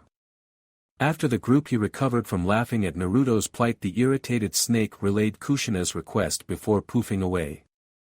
The group quickly wrote a letter before summoning a new snake, which returned with a reply after a while. She wants Fu and I to help in the mist. Naruto asked, surprised, as soon Anko finished reading the letter. Anko nodded in confirmation. It says she needs the chakra the two of you can provide. She paused in thought. It does leave us a bit with a problem. We only got one boat, and 2 destinations. Kushina was glad of the prompt response. The short wait was more nerve-wracking than she wanted to admit to anyone. She smiled with pride as she read how the team dealt with the monstrosity they encountered that threatened their kinsman. Her motherly instincts flared, however, when she realized she now had an opening to get her boy to her side. She just needed a valid reason so nobody would question her. She rapidly went through the options in her mind. Expecting him to fight against Yagura was counterproductive of keeping him safe. And despite his willingness to experiment with seals, his knowledge was far too lacking to be any help with the containment seal. She blinked as she thought about the containment seal. Currently the field is fairly small because it uses Prestid chakra because it's fairly intensive. She thought as she remembered how she had to use multiple shinobi to recharge the seals used after their fight with Yagura. The magma Mei used was far more disruptive than she had anticipated, draining the seals faster. She smirked. She needed a source of a mountain load of chakra, and with more and constant chakra behind the array it would be far larger. And if I can add something to reinforce the time/space barrier, I can use it. Trap the bastard too. She added viciously in her mind. With her plan set, she quickly wrote a reply and sent it back towards her son. Taiyuya growled in frustration. Why doesn't that woman understand, she thought angrily. Kushina-sama needs them both as soon as possible, the risk is minimal. All those shitty leaf nin are huddling up against the borders. Anko shook her head. Listen up girlie, I am from Konoha, I know that they won't leave the harbors undefended because it's part of the border, she retorted. Taiyuya scoffed. So we are up against a squad of prissy chunin then, we can handle those and then we steal a second boat. Anko pinched her nose. And run the risk the harbor we are hitting has a second squad stationed inside it? Taiyuya frowned herself. Then we just visit a local shitty fishing village, they ought to have a boat big enough. Right? Anko snorted out loud.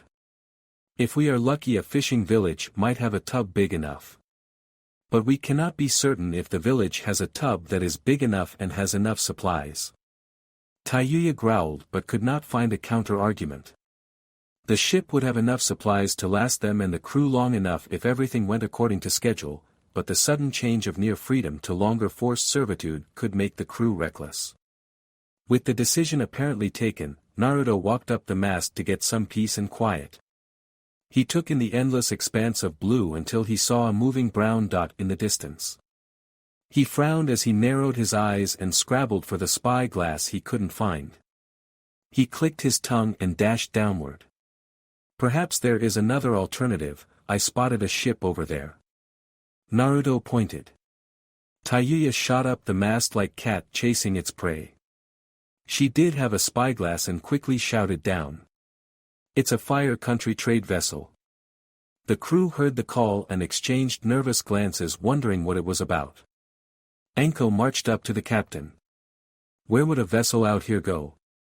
My best guess would be one of the outward islands the fire daimyo maintains for one reason or the other. The captain said after a moment of thought. Anko frowned as it didn't ring any bells for her personally. Change course to intercept that ship. The captain nodded reluctantly as he did. The hijacked trade vessel was quicker and more agile than the slightly large Fire Country one and the distance soon closed. Tension increased as the crew wondered why they suddenly were approaching another vessel while the ninja were tense looking for possible enemies or for any attempts from the crew to warn the other vessel. Taiyuya growled in annoyance. She was chosen to bring back Anoka, brining Hinata along with her back to Oto. She had hoped Anko would allow her to bring Fu and Naruto to Kushina so she could reunite with the rest of the team, but Anko shot that down saying. She brought along the broken team expecting you to return to Oto.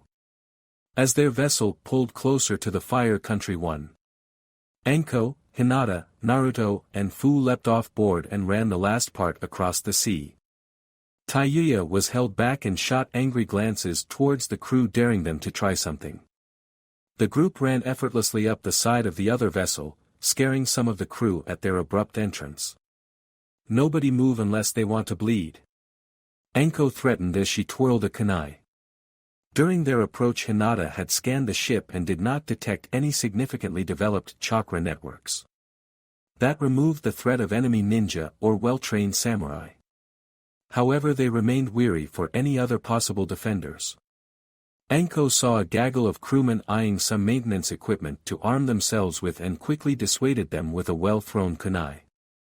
Don't think about it boys, now where is your captain? She demanded. Before one of the nervous crewmen could respond an old bearded man walked confidently into sight. I am woman, and you got the wrong ship. He spoke harshly. Oh. Anko drawled out. And what does this ship carry then and to where? She asked. Food and other necessities to maintain the daimyo's vacation home on Kotaku Island. The captain replied bluntly. Excellent. Anko chirped happily. No need to worry about starving then and a king's feast to boot. She thought. The captain blinked in surprise.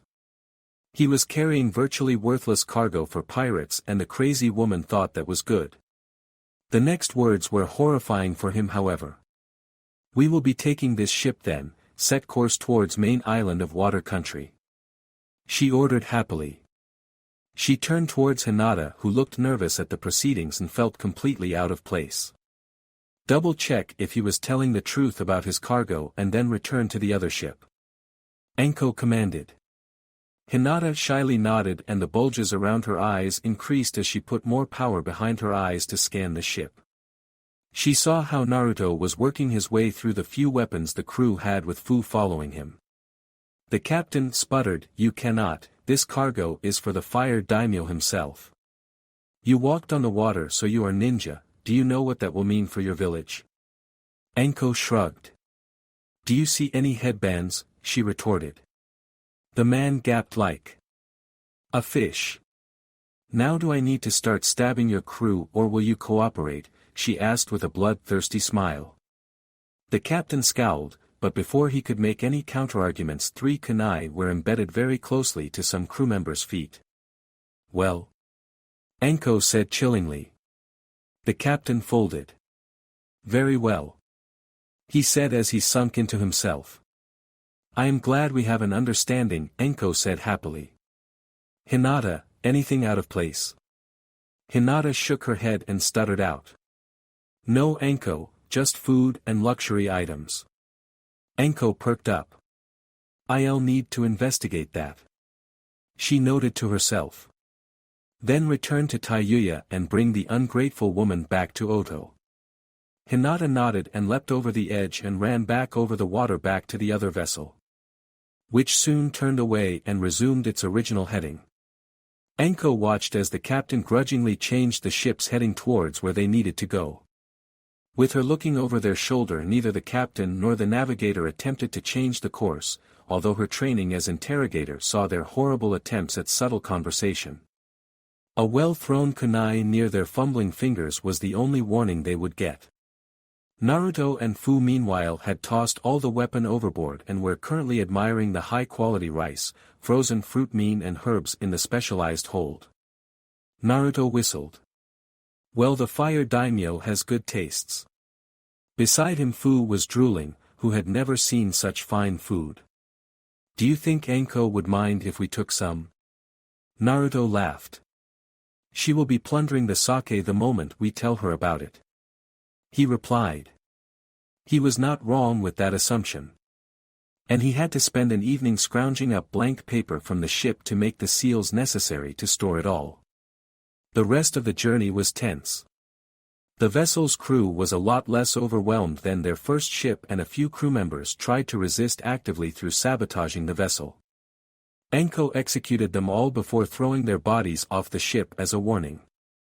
Both Naruto and Fu understood but genuinely did not like it. People had to lose their lives for resisting, and were thankful Enko did not force them to kill the crew members. To Naruto's gladness, the journey soon ended, and after sending a snake asking for more instructions on how to proceed, the trio leapt off board and rushed towards the beach, leaving the vessel on its own devices. Kushina smiled broadly as she saw Naruto, Fu and Enko enter the command post. The trio had arrived earlier than she had expected. "Naruto, Fu, Enko, I see you arrived safely. Were there any problems after your last message?" Enko shook her head. Before Enko had any chance to speak up, however, Mei walked in and spotted Naruto. "Ooh, so this is your son Kushina?" she asked as she suddenly sauntered towards Naruto, who could not help but to blush slightly at Mei's provocative looks. He did his utmost not to look at Mei's long hair and failed miserably. There was a reason why he had spread the rumor back on the academy that Sasuke liked long hair. Unlucky for him, however, all the women present saw the blush and had various thoughts about it. Mei bent slightly and picked Naruto up like he was a doll before he could backpedal out of her reach. Mei looked closely at his face before smiling seductively. "He is cute now, but I am sure he'll grow into a handsome man. Can I keep him?" she asked innocently. Naruto failed to keep a straight face as he looked surprised and horrified at the casual way the question was asked. He wouldn't dare to gamble at the woman's age, but he wasn't planning to become a boy toy. No. Kushina said flatly, successfully suppressing the urge to snatch Naruto from Mei's hands like a possessive mother while keeping a straight face. Mei put up an admirable pout but set Naruto down, who made a rapid retreat away from the woman. He nearly ran to his mother to figuratively hide behind her skirt, but he controlled himself. Mei pouted playfully with a wink towards Naruto before turning serious again. So the two of them will supercharge that seal? Kushina nodded. Correct, it should also provide enough power to prevent the Uchiha from using his teleportation technique. The newcomers blinked in surprise and confusion. I will explain later. Kushina spoke up, intercepting their question. For now. Kushina started as she subtly eyed Mei as she figured out the woman's angle. Join up with the team members of the Sound 4 over at the barracks and ask them about the seal setup and train it with them. She ordered to keep Naruto away from Mei. And more importantly, keep the raging motherly side of herself from tearing apart the woman that decided to target her son. Ignoring the sultry wave Mei gave her son, which he thankfully missed, they turned back towards the map they were discussing their strategy on with the apparent turmoil within the loyalist camp. Toby growled to himself as he completed the transfer of memories from his puppets. The defeat his puppets suffered ruined the man's reputation, and the loyalists were far more weary to engage in battle, and defections increased. Time was running, and the longer he waited the greater the chance was somebody would succeed in backstabbing his puppet before he could be properly expended against red-headed bitch that disrupted his plans. As much he wanted to tear the woman apart personally, she would have to wait. For now Obito would settle by harming those she cared for if he could, and ruin her plans and alliances. In a swirl of distorted air he appeared in front of his first victim, his Sharingan eye swirling as he hypnotized the target. After the discussion and possible opportunities presented by the unrest, Kushina headed towards the barracks and quickly located the team. She took them to her temporary office. I understand you were successful, but otherwise you were lacking in details. Did you succeed in gaining information about those summons? We did, after we arrived at the island. Enko started her report. We turned the ship towards here. Upon arriving we quickly linked up with the troops you had assigned to guide us in. Enko finished. Well done, you did everything I expected and more despite the unusual opposition. Kushina praised. I look forward to speaking with Anoka. I am sure she was just unbalanced by everything that happened. The team just gave a nod. I will send a snake in a couple of days to confirm that Tayuya, Hinata and Anoka arrived safely at Oto. Tomorrow at dawn gather at a clearing north of here. I have some important information to share. The three looked intrigued but said nothing. For now, dismissed. The next morning in at the clearing Kushina spoke. Good, you are all here, as she charged chakra into the seal that was placed on the ground to build an interference dome, hazing the surroundings and muffling the sounds outside to ensure privacy. Sit down, this explanation should take a while and is to be treated as top secret, understood? She asked, receiving a set of nods in return. Kushina had ordered the group to meet her in this particular patch of forest after she had trapped it to ensure her private meetings stayed private. She was certain Mei would have similar conversations with those she trusted if she did not already have. Now as the Sound 4 team knows, an unknown man with Sharingan eyes interfered during our fight against the Mizukichi. Enko, Naruto, and Fu looked surprised while the Sound 4 had seen the attack. This man is responsible for the Kyuubi attack on Konoha. This did surprise everyone. For that reason I want all of you to understand not to fight this man. I do not know how, but he also has a very, very limited mind control ability. More surprised and worried eyes looked at her. We do not know the limits, but if he could control more people he would have done more than just the Mizukichi. It would make his quest to gather all the Jinchuriki easier too. He is the leader of Akatsuki. Naruto interrupted.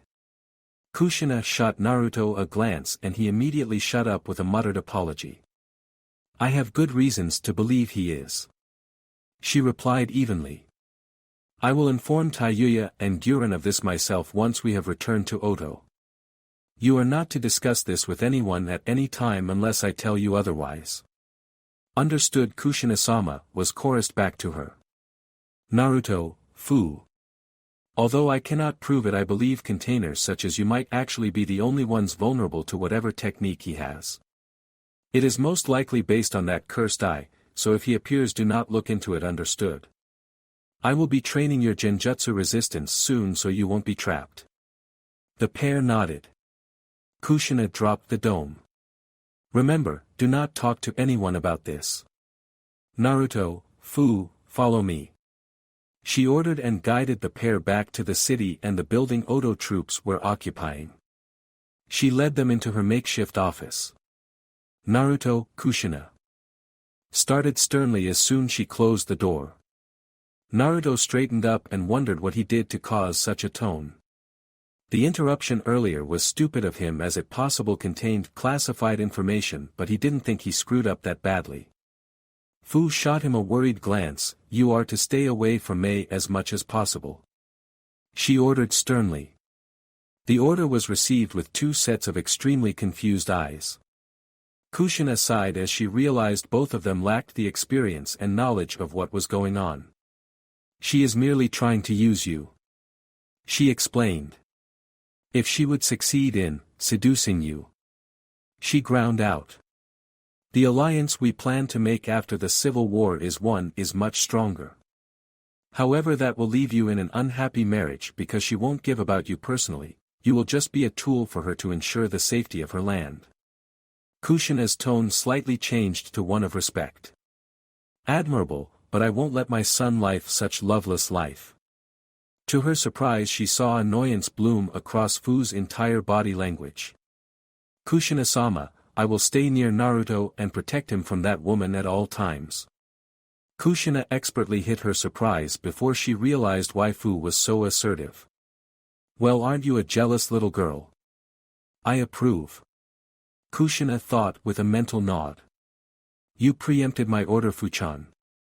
She spoke warmly. Since you are both containers and with the threat of the Uchiha, it makes sense to keep you together. I am trusting you to keep my son safe. Fu smiled under the praise and confidence Kushina gave her while Naruto frowned. Kushina saw the frown. Naruto, it is not that I do not trust you, but you underestimate the danger here. Naruto reluctantly nodded. All right, Mom. He grumbled. He was certain that he could resist Mei's attempt to seduce him just fine. Yes, she was beautiful and she seemed like a fun-loving woman and... All right. Maybe I am not. He thought grudgingly. Naruto did not want to get seduced into a loveless political marriage. As the pair filed out, Kushina wondered if she was overreacting to the flirty woman. Then she reminded herself Mei did not act that flirty towards the rest of her own men or Kushina's. Begrudgingly, she could not fault the woman for her actions. I would not do it myself, however. Kushina thought. The age difference would scare more men away. If she had assigned a good-looking girl around his age to seduce him, I would not have noticed. Her train of thought finished. And her expression showed she did not like it. I should tell Naruken that he should bring any girl he likes to have a chat with me. As Kushina planned ways to ensure her son would find a girl she would approve of. Fu was making her own plans to ensure Naruto would not be taken by the harlot, or any other. She was not sure why she felt so strongly about it, but it felt right.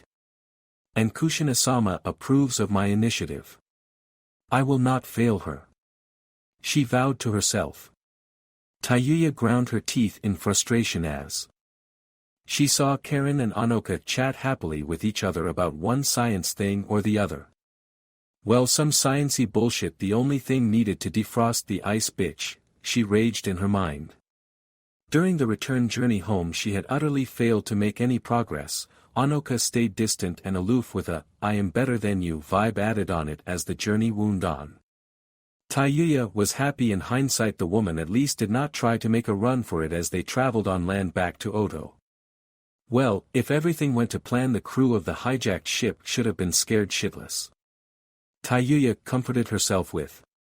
She had done nothing to remove Naruto's seal, so she hoped the crew had panicked and abandoned the ship. Only to find out the ship never exploded later on. The small group had returned to Oto without problem. Onoka had at least shown some respect to Guren during the meet and greet of the temporary leader of Oto. Taiyuya had then braced herself for the meeting between Onoka and Karen. She knew beneath the friendly exterior was a temper fit for a volcano. But instead of having a fight of epic proportions, both women started talking about one science thing and the other, and within an hour Onoka did 180 personality-wise as she happily discussed the finer points of sealing creatures for summoning with Karen. Taiyuya sighed and thought. Well, Kushina-sama won't be disappointed when she returns. Presuming she doesn't suddenly freeze up again like she does to me. But Kushina-sama knows this science nonsense. She suddenly heard the word experiment a bit too often from Karen's and Onoka's mouth. And decided to make herself spare before they created another creature immune to her abilities. At the thought of that, Taiyuya decided to see Guren to fix that weakness. She would not be helpless again.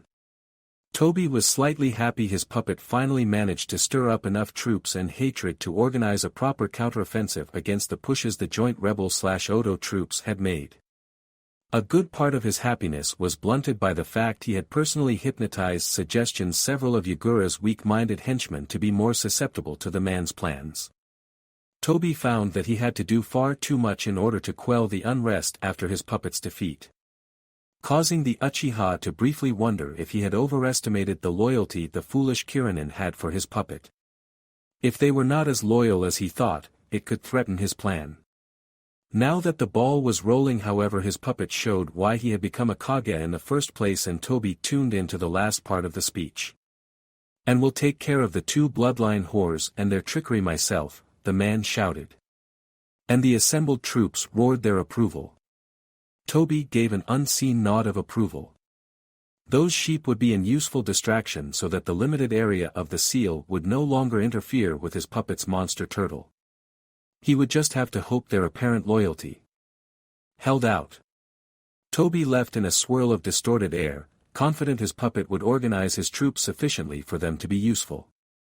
As he reappeared at his hideout, he considered using the warfan Madara had left him to strike more fear into his enemies. "No, I won't use that weapon to crush those bugs," he thought as he retracted his arm. He disappeared again. He had more puppets to control. "It is too obvious," Kushina commented as multiple spies reported Yagura's rather forward plan to attack the main base they were occupying now. All the spies also noted Yagura's intent to get a rematch with both women. "It is," Mei agreed. "So the Uchiha is up to something, but what?" she mused aloud. Kushina was not surprised that Ao did not react. "I agree. If he wanted to keep Kiri weak, he would have extended the war to the bitter end. Yet now he seems to be going for a decisive clash." Kushina looked at the different suggestions of manpower Yagura would be able to bring to the field. "We have nearly enough troops here to match his numbers, and with a forewarning like this we can get a local superiority easily without comprising the other areas. Yagura and the Uchiha either has enormously faulty information or it is a last-ditch attack to accomplish something. Perhaps he is trying to kill the two of you during the chaos of the battle," Ao suggested. Kushina gave a nod in acknowledgement. "The only other reason I can think of is that he will try to use Yagura's Ju transformation to turn the battle in their favor. During our fight with Yagura, the Uchiha targets the sealing scrolls using that teleportation ability to back up his puppet." Mei narrowed her eyes. "Unless Yagura achieved the ability to transform mid-battle, it would be pointless." "You are right." Kushina agreed as she tried to figure out the angle. "Perhaps the Uchiha will stall us for time," Ao added. Kushina ran her hand through her hair. "Perhaps, but why would a puppet master suddenly jump on stage?" she asked. "If you want something done, do it yourself," could be his mindset after he interfered in our first clash. Ao quoted and theorized. Kushina hummed in agreement. "We already changed our plans by brining Naruto and Fu here. With Naruto here I should be able to make a pair spare scrolls before the battle starts. Mei looked intrigued. Why did you not make more? She asked curiously. Kushina inwardly sighed at the lack of Fuinjutsu knowledge the world seemed to suffer under. Because it takes a good amount of time, chakra and material to make powerful seals such as these. Furthermore, the seals will only work on the Sanbai, one of the few tailed beasts I have a sample on. How did you get a sample on the Sanbai? Ao couldn't help but ask. During the Third War Kiri sealed the Sanbai in a Konoha kunoichi with an unstable seal and sent her home as a living bomb. She knew of the ploy and had one of her comrades kill her who brought her back. There were enough traces for a seal master such as myself and the Yondaime to work with. With this Uchiha around I am certain we will lose multiple seals, which normally would allow Yagura to transform if he does not come in transformed already. In which case we simply avoid him and let him run out of steam. Kushina continued to get the conversation back on track before Ao could ask more questions. I think it will be best if Ao and Naruto have a spare, Ao with his hidden eye. Kushina stated blandly that she knew his secret. He will have a much better overview of what is happening and should a seal be lost, be able to make it over there quickly. And why should Naruto-kun have the other spare? Mei asked. Kushina expertly hid her annoyance at the familiar suffix. With his Kage Bunshin he can gather information, and so will have the second best overview. Furthermore, those same Bunshin can act as distraction, making it harder for the Uchiha to truly target him. She explained. Ao thought about it for a moment. That should work. I insist we practice this however to make sure everybody knows how to act. We certainly should not expect Yagura to sit still and wait for us to deploy the seal around him this time. I agree. Kushina replied. Time is short but we should have enough. They continued discussing the enemy's possible plans, their own and possible troop movements to reinforce them. How they would fight Yagura in the possible different environments. After a while the discussion petered off as they covered all their bases. I do have another question. Ao added after the moment of silence. According to the report a few days ago morale was quite low, yet now the enemy seemed to have recovered admirably. Mei and Kushina frowned. The question is, how? Kushina sighed.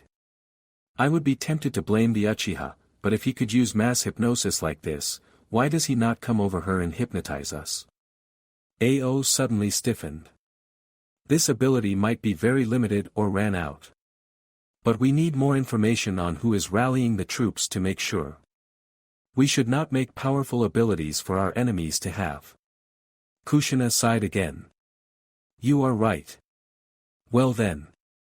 Mei started happily. Let's finish this up so I can have some time to talk with Naruto-kun. This time Kushina failed not to rise at the blatant challenge. Mei, I believe my son is a bit too young for you. She stated icily. Mei's eyebrow twitched. Did you call me old? She asked chillingly. Kushina squared her shoulders to face the threat head-on. Ao decided to speak up, before the woman could come to blows. Mei-sama, Kushina-sama, we must send the orders for the upcoming engagement before the day ends. Otherwise Yagura will move his forces before we are ready and all our plans for the day of battle will be for nothing. Engagement. For nothing? Echoed through Mei's mind. Ao, she said sweetly, shut up, or I will kill you. Ao's panicked face would have made Kushina laugh in any other situation. Instead, she just shook her head and started to her orders down to distribute so she could make sure the other woman wouldn't get a chance to talk with her son. Naruto walked uncomfortably with the large scroll on his back as he followed his mother. Around him ninja from the rebellion and Oto dashed through the woodlands as Kushina strode confidently towards the area they were expecting Yagura and his most loyal troops to appear from. Jirobo, Kadamaru, go up and check for any errant turtles. She ordered. The pair nodded as Jirobo silently went through a set of hand seals before slamming his hands into the ground. A thin rock pillar emerged in front of him, quickly reaching above the tree top as Kadamaru ran along up to it. He stood at the top for a moment before running down again. It was the 5th time the pair went through the routine for the day. No boss turtles detected, Kushina-sama. Kadamaru reported. Good. Kushina replied absent-mindedly as she went through the plan. Her fears of Yagura using his ability to transform into the massive beast he contained for an surprise assault started to wane as the hour of battle drew close. Ao's hunters reported earlier at the troops they were expecting to face were on schedule they received from their spies. The group advanced, Kushina staying on the ground so that her spies, scouts and messengers could easily find her while the rest of the ninja traveled through the trees. Suddenly in the distance the clash of weapons were heard, and a belch of fire shot skyward. The group halted again and tensed. Kushina impatiently waited for the first messenger to report what was happening. The man arrived soon. Our forward elements have encountered significant enemy forces, he said plainly. Kushina nodded slowly to herself.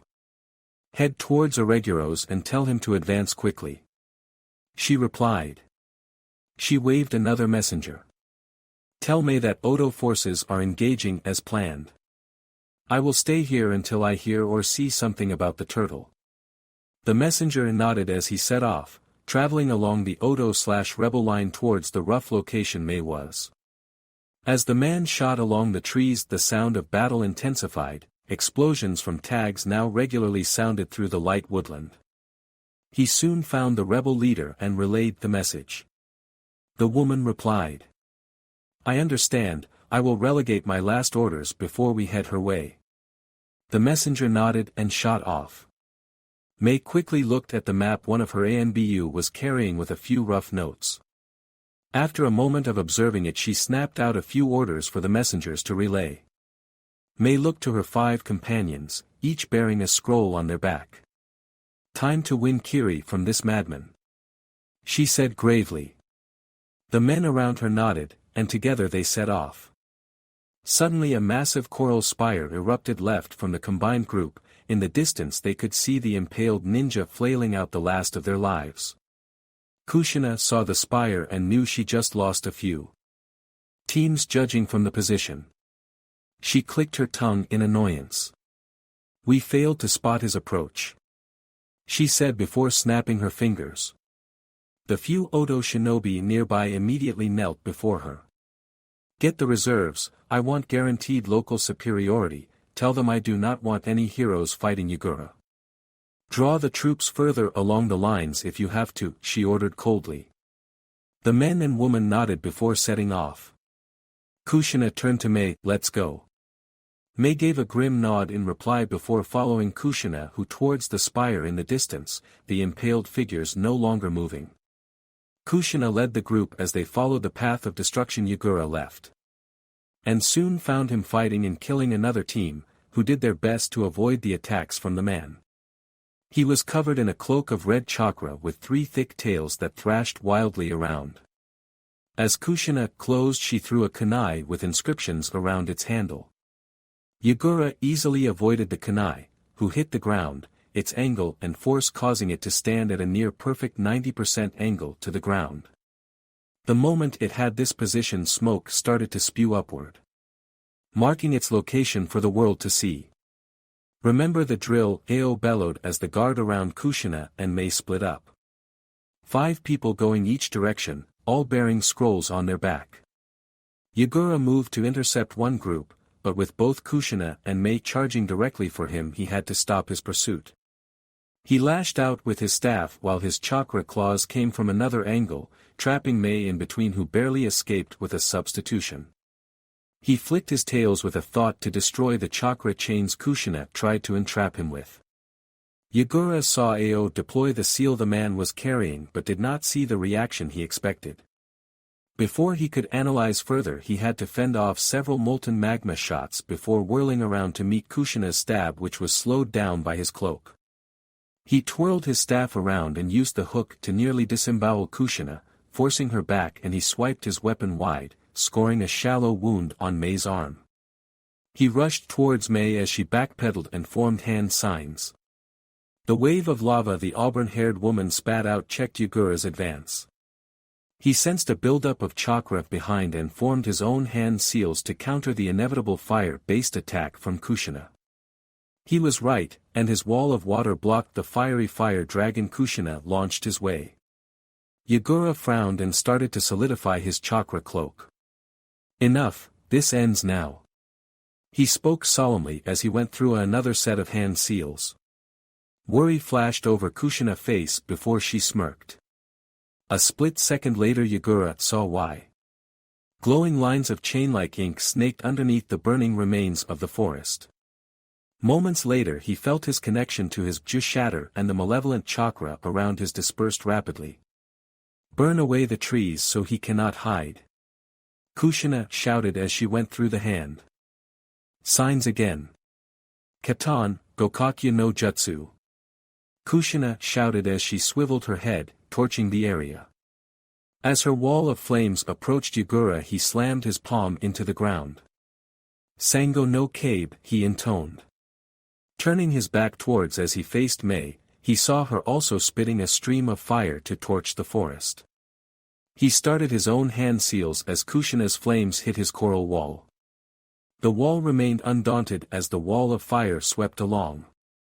Yagura inhaled deeply and spit a bullet of water as he mentally chanted. Suetun, Tepidama. The bullet tore through Mei's fire technique and forced the woman to abort her technique as she contorted her body to avoid the attack. A final stream of fire sputtered skyward before extinguishing itself. By the time the fires died down, he saw several people at the edges of the burning clearing. Yagura saw that he was once again in an octagon array of seals, the same one of the fight before, but the key points far, far further away. Some of the people present were different too, and as he stretched his senses to find the weakest to strike, he suddenly felt two presences very familiar to his own. Two other demon containers are here. Yagura thought, shocked. The moment of shock made Yagura miss the subtle vibrations of the earth and allowed a chakra chain bursting from the earth to score a deep wound on his leg. He grunted in pain as he spun his staff to deflect and break the other chains who tried to wrap around himself. He heard a cry of Yotan, Yokai no Jutsu, as a large amount of lava spread wide started its descent towards him. A stomp on the ground and a flare of chakra made a coral wall burst out of the ground. He whirled around forming another set of hand seals as he moved between the two walls protecting him. One of the walls shuddered under the impact of the lava but held firm. To his relief no lava started to spill around, meaning he could counterattack uninterrupted. Flames suddenly licked around the wall where the red-headed Uzumaki was, but once again it was no threat as he shot out from the opening from his parallel walls, finished his last hand seal and inhaled deeply. Suetun, Bakusue Shoha, he shouted as he spat a massive wall of water that merged with the water in the mist into an enormous wave. He quickly leapt to the rising crest to avoid Mei's inevitable attempt at a counterattack as he seemingly rushed towards Kushina on top of the rising wall of water. Kushina breathed an oath before seemingly punching the ground while shouting, Supekachendama. Chain erupted from her back which swirled around her as they went down. Moment later a second dome grew from the ground on top of the first, this time forming a spiky pattern. Yagura's water wave slammed over the dome moments later. Inside her protective technique Kushina bit back another curse as she realized she was tricked. Kidamaru watched the proceedings from his place next to the ceiling scroll, and saw the massive wave bearing down at him. He briefly wondered if the scrolls next to him were in danger before realizing he had no way of blocking a technique this size. Oh fuck me. He moaned in despair. I am seriously underleveled for a boss attack this size. Why did I agree to join this boss battle? The Naruto clone next to him was about to make a remark but held its mouth as Kidamaru grabbed the scrolls and yanked it free as it momentarily resisted and shouted. Time for a full round retreat. He clumsily took off with the partially rolled up scroll, barely avoiding the massive impact from the water that hit his old position.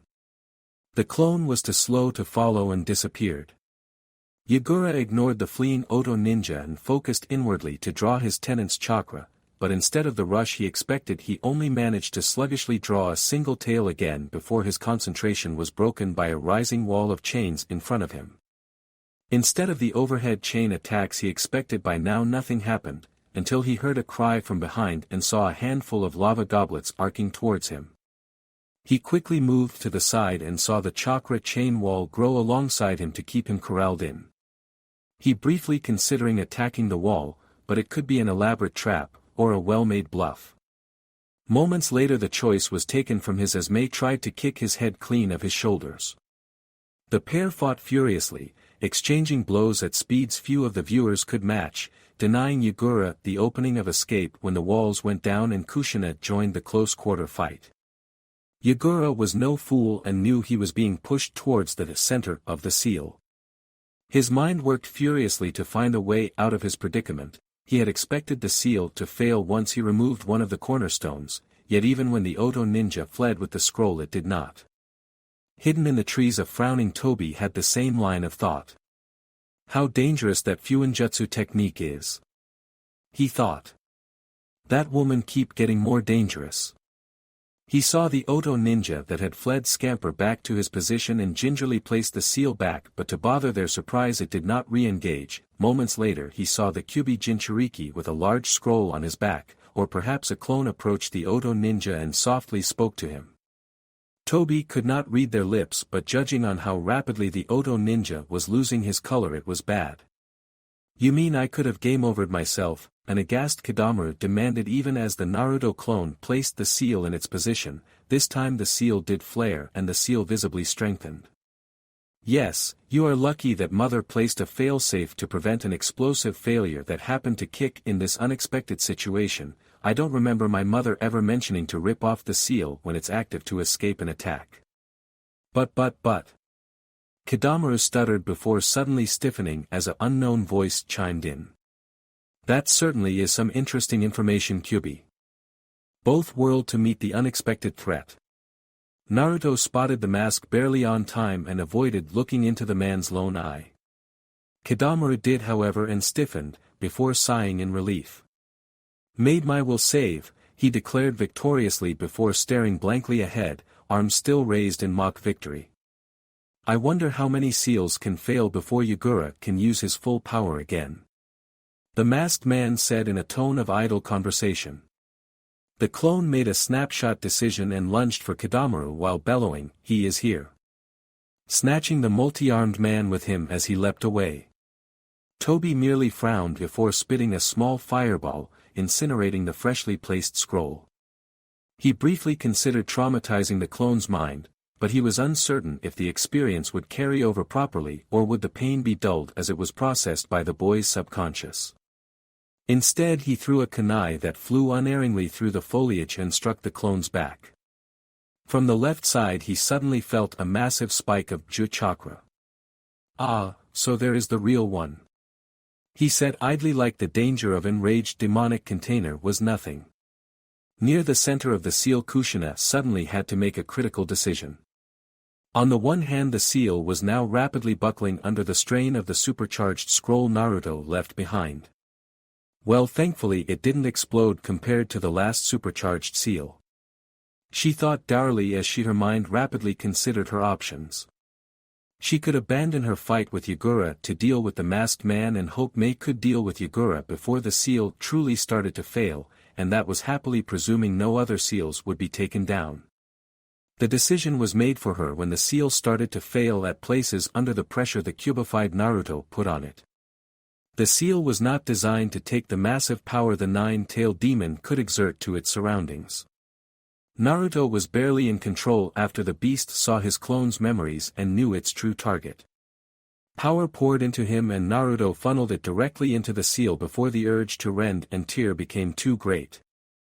He could only aim himself at the true target and pray he didn't harm anyone he cared about.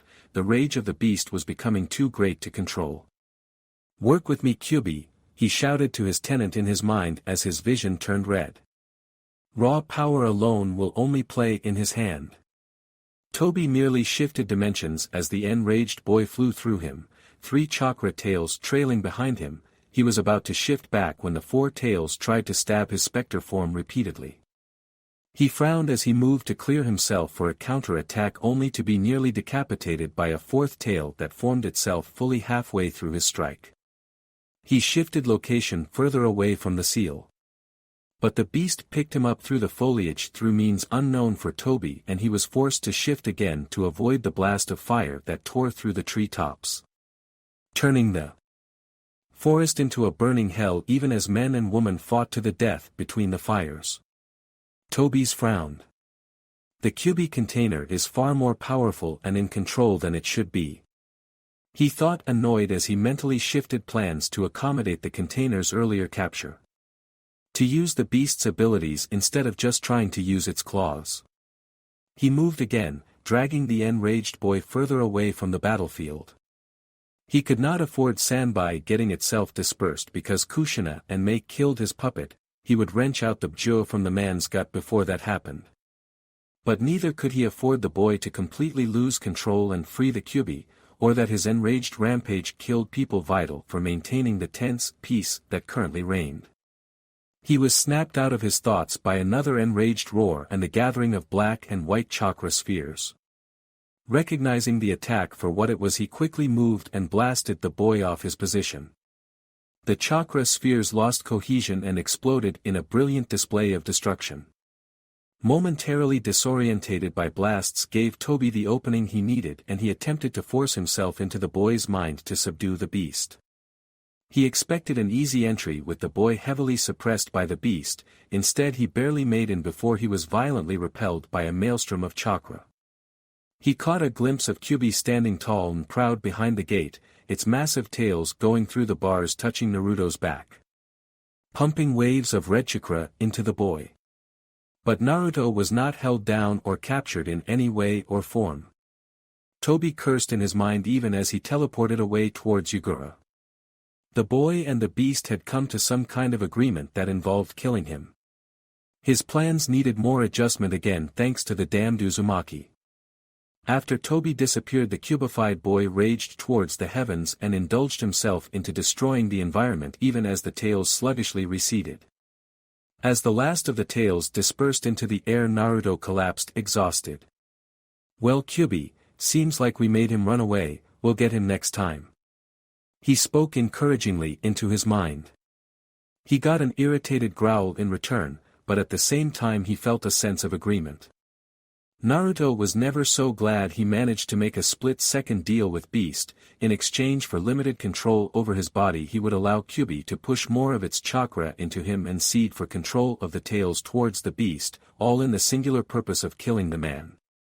He managed to convince the massive chakra being that just raw power would not deal with an opponent like the masked man who could use some of form mind control and teleportation. Treating it like a genjutsu, he reasoned combining their chakra into a violent mix would make them both immune. The fox agreed grudgingly, and poured forth power. Naruto accepted, and he launched himself after the man as he was drawn away. Naruto knew he was being let on, but allowed it so he could go all out without killing people he knew, even without QB throwing on its will on the chakra being giving. It was driving his anger to unbelievable levels. As he fell asleep, he hoped he didn't ruin his mother's plans with his desperate charge. Kushina ducked under another tail swipe even as Mei managed to land a glancing hit with a magma ball. Her failing seal allowed Yugura to reliably access one tail, with a second shifting in and out of existence. At the same time it seemed to take a tremendous mental toll on the man. She wasn't sure when it came from, but she didn't care overly much. She wanted to deal with the man as soon as possible.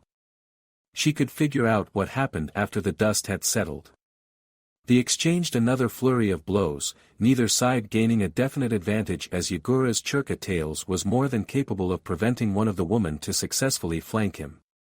The second tail seemed to stay in existence longer than it did before after each dissipation. The seal is slowly losing its ability to suppress the Sanbai's churka. Kushina thought as she tried to impale Yugura on her blade, who avoided it with a spinning sweep of his staff while his tail nearly decapitated Mei, who tried to come from behind. "Damn it," Mei hissed, and Kushina saw a suicidal determination in the woman's eyes as she started to form hand seals. For a moment she thought the woman wanted to get into a ninjutsu slugging match the pair of women would lose before Mei sprinted forward. Okina Yogen Gyurobu. Mei shouted before spitting a massive amount of magma in the form of a great ball towards Yugura at near point-blank range. Both tails instantly phased out of existence. Yugura's cheeks bulged to comical sizes before he spat a tidal wave worth of water in return. Ice-cold water met blazing magma. Water turned to steam with a massive explosion blasting away Yugura and Mei to opposite sides while covering the battlefield in a warm mist. Kushina instantly seized upon the unexpected chance. Unsealing the vase she had prepared with one hand, she used her other to fling a scroll over Yugura. With the new free hand she formed a one-handed seal, and soon 6 small explosions were heard around her with cries of surprise. The seal markings on the ground soon faded into nothingness. She dropped the vase in front of her and started to form hand seals as the scroll landed and neatly unfolded itself with slowly recovering Yugura between them. Sahoko Bandingashiru, she intoned. Fuinjutsu symbols shot between her and Yugura, who was slowly rising as he tried to handle the surge of his suddenly unbound Ju, only to be pulled back to the ground with an audible thud. Kame no Chishutsuho, she whispered after another set of hand seals and blue chakra that Yugura was trying to release suddenly was sucked away from him into the vase. His struggles grew more frantic, but he refused to cry out in the terrible pain he was feeling. Kushina-sama. Jirobo shouted worriedly through the heated mist that settled around the area. Prevent anyone from interrupting the ritual, and send somebody to protect my son. Kushina replied curtly. You heard her. Yukon hollered over his brother's shoulder, shooing the approaching men and women towards the fighting. Anybody seen that 6-armed fool? Sakan asked. The boy is still in a daze. An older calm voice spoke up. Ao, using his hidden eye, approached Kushina without a problem. You are sealing the sanbai. He tried to say neutrally, but surprise and fear of betrayal was clear to hear in his voice. I am, Kushina replied tersely as she tried to stay fully focused on the sealing ritual. Belatedly realizing how much focus a group of sealers would normally need to deal with a tailed beast, Ao immediately shut up and started to watch Kushina's back. He trusted that the other rebel ninja would be evacuating and treating Mei. Toby whirled in existence well hidden in the tree tops despite the furious battle raging around the site where the leaders of the different factions fought. He cast his senses around and had the niggling feeling his pawn reign was about to end. Pity, he thought dismissively, a snarl of distaste and annoyance hidden behind his mask.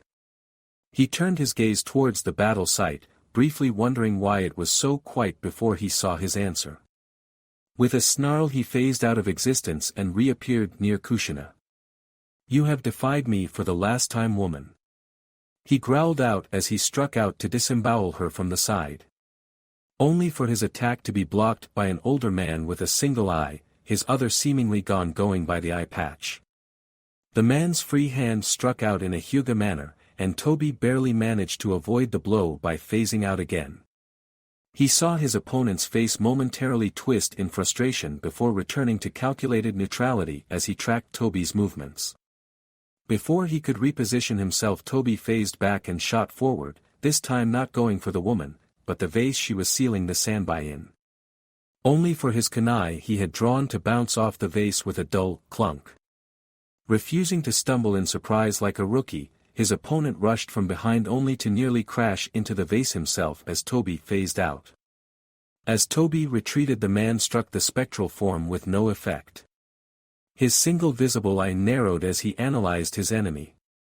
Toby felt his face twist in rage as much as wounded flesh could, even as his mind stayed focused. That blasted woman is making me lose regardless of what I do, he thought calculatingly. If I use enough power to break the ritual, my pet dies. If I allow it to continue, my pet dies and the sanbai is in the woman's grasp. And if I kill my pet to unleash the sanbai, the woman and everybody around might die and ignite the fourth war, or she could seal the beast anyway. And the damned beast might run away before I can capture it myself. Toby's eyes narrowed as he came to one frustrating conclusion, and another 3-year delay. He sprinted forward and as he expected the one-eyed man leapt to intercept him. In a deft movement he rushed to the side, phased into reality and plunged the kunai in Yagura's throat. Both Ao and Kushina did not bat an eye at the sudden betrayal. Kushina merely focused keeping the extraction going instead of allowing the Sanbai's chakra to escape and disperse while Ao repositioned himself, more wary now that his opponent had shown to be agile and ruthless than he had anticipated. Toby rose, dropping the bloody kunai as he calmly and theatrically formed a set of hand seals ending with the tiger seal. Gokakyu no Jutsu, he thought as he spat an impressively sized fireball at the pair.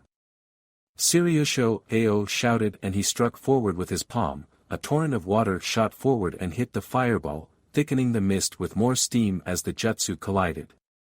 Toby phased through Ao and charged towards Kushina, only to switch towards the vase. The sealing array suddenly dispersed, a thick chain launched the vase skyward as Toby lashed out. Blasted woman!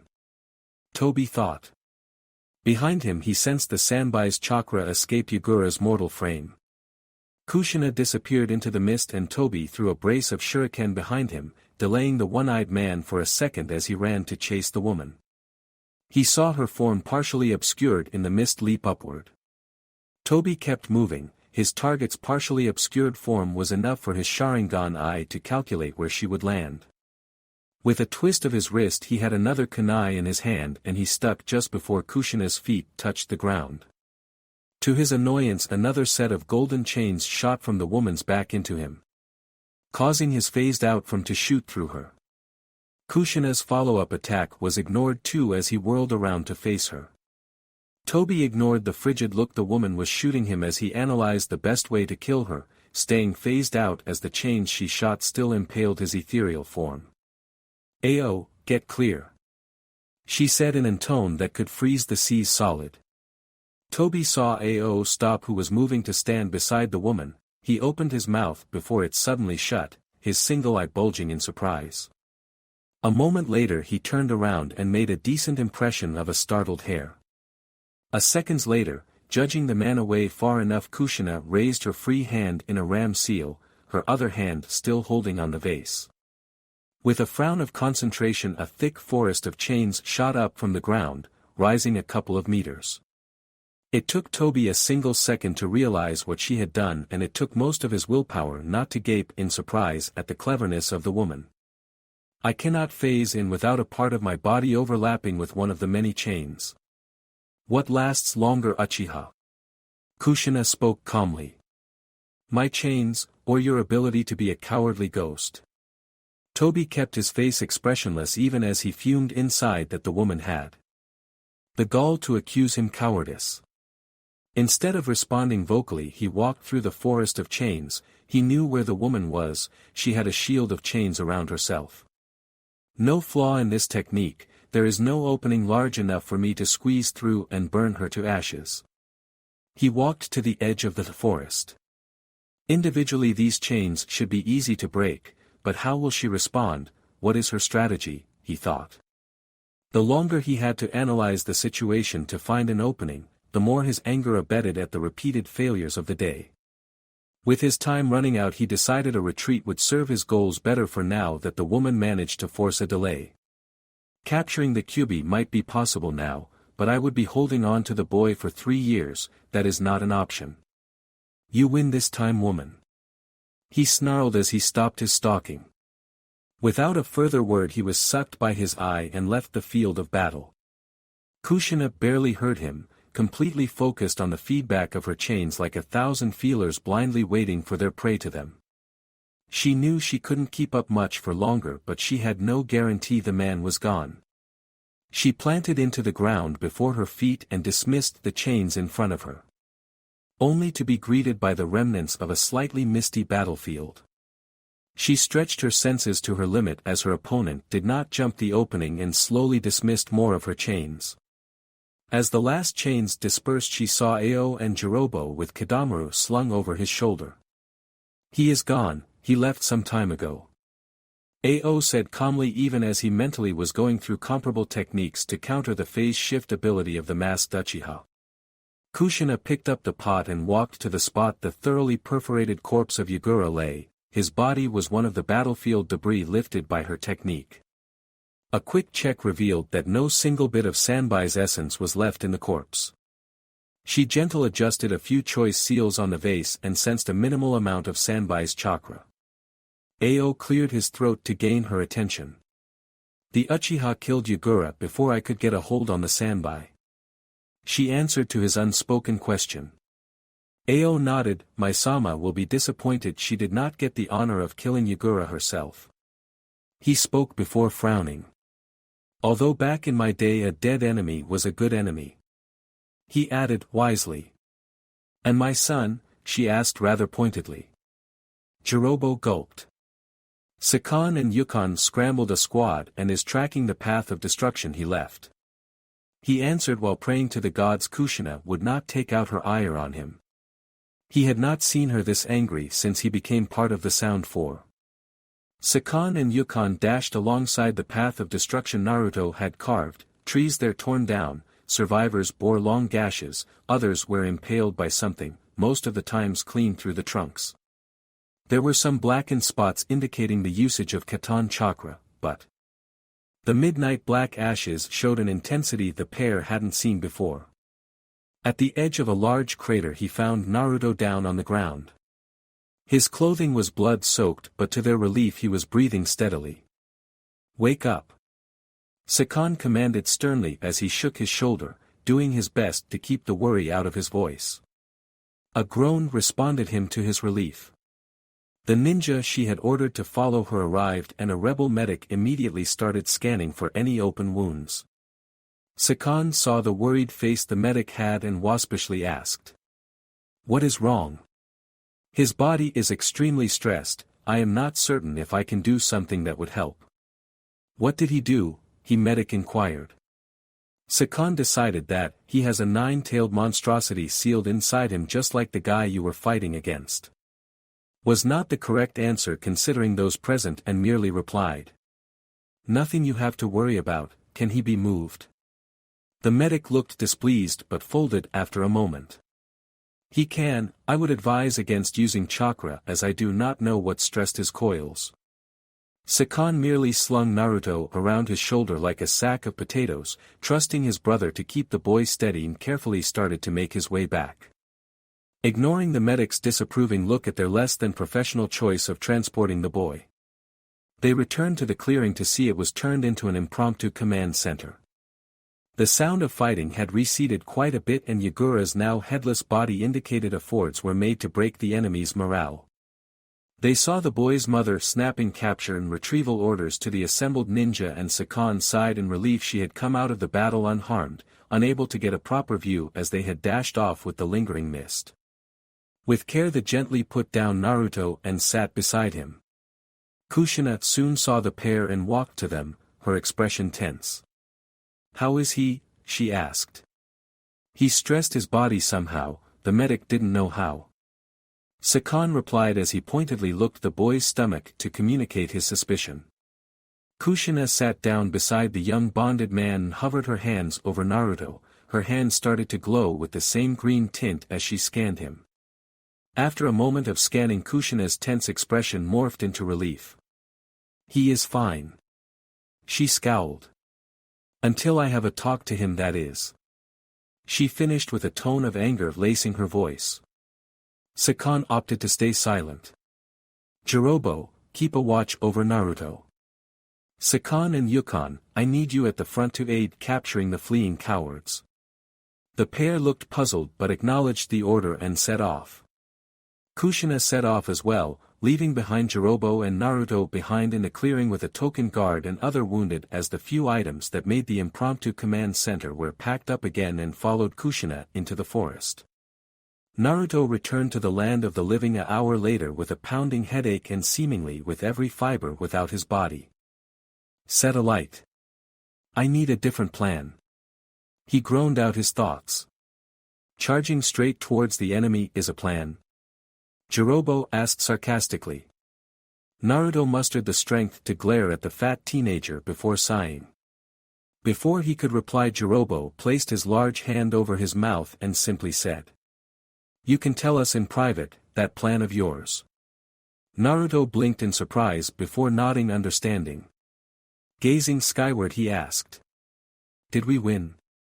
"Well, the Mizukage is dead, and last I heard Kushina-sama and Mai-sama are either killing those who refuse to surrender, and capturing those who do." Jirobo paused. "She is quite angry with you and probably is going to tear you to shreds." He finished with a smirk. Naruto rolled his eyes. "I had a good reason," he replied blandly. "I certainly hope so, Naruto," a woman's voice replied. Both boys turned their heads to see an extremely annoyed Kushina towering over them.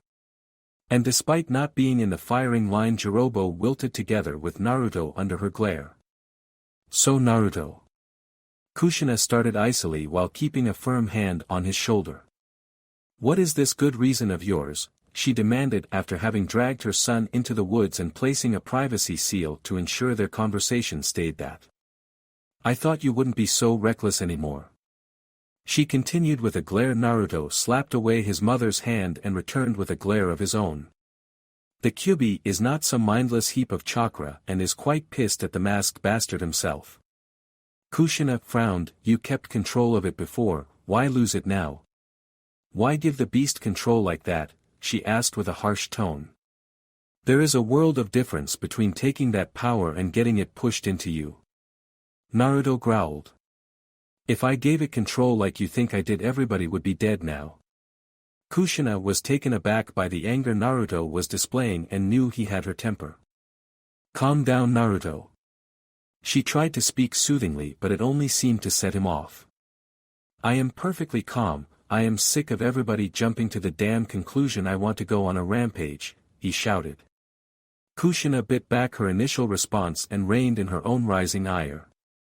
With a level voice she asked instead, "Did you look him in the eye?" He was pleased to note the objective question was taking the steam out of his anger. "I did, but I doubt he managed to anything.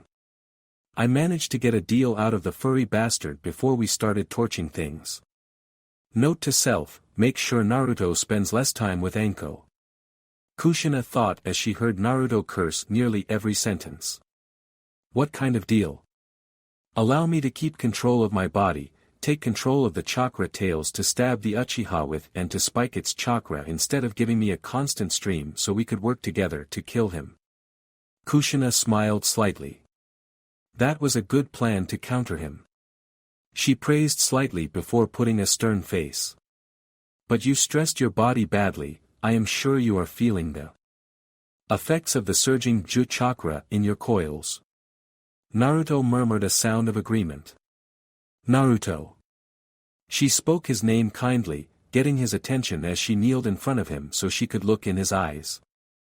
"I was angry because I was worried seeing you shoot off like that. It was a war zone." She saw Naruto fidget and nearly shrink into himself. "Sorry Mom," she heard him mumble. She decided nothing would be gained and thankfully nothing was lost, and made sure to remind herself more often Naruto was her son even in the field, not a subordinate she could berate as the boy would rail instinctively against her authority. "Well, let's go back," she offered, and Naruto silently followed her. As they came to the clearing again, he saw Kadamura stand with the rest and could help but ask softly, "Is Kadamura still himself?" Kushina looked momentarily surprised at him before recovering. "I will make sure he is tested," she said calmly. "Perhaps I should make a subtle inquiry to everyone who saw the Uchiha. Damn that eye." The next few days were a whirlwind of activity for all involved. Mei and Kushina efficiently overran the last holdouts that stubbornly stayed loyal to the dead Mizukage. Taking Kirigakure itself ended up being as simple as walking through the gates with their ninja behind them. The surviving elders and leaders were more than happy to hand the title of Mizukage to Mei, and with a relatively small ceremony she officially became the new Kage of the Land of Water.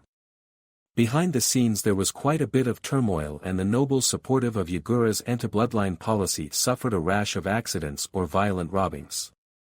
The daimyo who had sat idly while the land's ninja tore each other apart wisely decided to retire and leave the throne to a son. He died of old age in his distant summer home despite being 35. Meanwhile the bulk of Odo's forces made the long journey back. Only Kushina staying behind with a selection of forces to help Mei learn the reins of leading a village and eliminate a few elements opposing the new Mizuki's rule. Unknown to most, there was also a furious fight between Mei and Kushina behind closed doors about Kushina's attempt to seal the sanbai.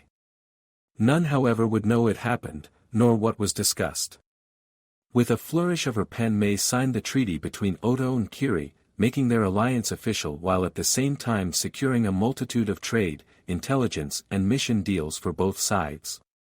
With a deft movement she turned around the documents and pushed them to the other side of her desk where Kushina calmly signed her parts. And with this, it is official, Kushina said with a hint of smugness. The alliance between Suna and Kiri will take a bit of a round rondo of documents, but I am sure you can manage. I am sure I will. Mei responded confidently. Kushina unsealed a jar of sake with 2 cups. To the prosperity of our villages then. Mei took her cup and raised it, to the prosperity of our villages. She agreed. Both women downed the sake and Kushina smoothly refilled the cups. May no man threaten our bond, Mei suggested. Kushina echoed and the 2 women drank their cups in one go again. Ao, being one of Mei's bodyguards watching the signing of the alliance, couldn't help but to comment. No man would even want to fight the 2 of you after what you did to Yagura. Kushina watched with a tinge of amusement and exasperation as Mei went silent. Not just in voice but seemingly freezing in place. No man would ever want you. Bounced through Mei's head. Ao's voice becoming more taunting with each incarnation. Ao, she started, her voice colder than any member of the Yuki clan would ever manage. Shut up, or I will kill you. Ao opened his mouth to protest, but a single glare told him his manhood was on the line and he rather liked his package intact. So he wisely kept his mouth shut despite not understanding what set Mei off. Seeing the foolish veteran had destroyed the atmosphere, Kushina rose smoothly while she ignored Taiyuya's unsuppressed chuckles. I will be returning to Oto before that uppity midget from IWA or the Muscle Mountain from Kumo get any ideas, she said with humor in her voice. Mei snapped out of her silent rage and smiled warmly. I would be more worried about the mummy hidden in the leaves, she returned as she stood up as well, walking beside Kushina as they walked out of the office, making jokes about the leaders of other nations. In the antechamber, Naruto, Fu and several Kiri shinobi rose to their feet with a bow as the 2 leaders stepped in. Mei calmly walked to Naruto and sent him a flirtatious smile, ignoring how Fu attempted to interpose herself without appearing rude. It is a shame you are going already, Naruto, don't be shy to visit. Beside her, Kushina kept calm outwardly as she silently marveled at the boldness of Mei. At the same time she was pleased Fu kept her word and stuck to Naruto like glue, hardly giving the woman any chances. She saw Ao struggle not to make some kind of comment about the wrongness of the situation, Mei's threat clearly still fresh in his memory.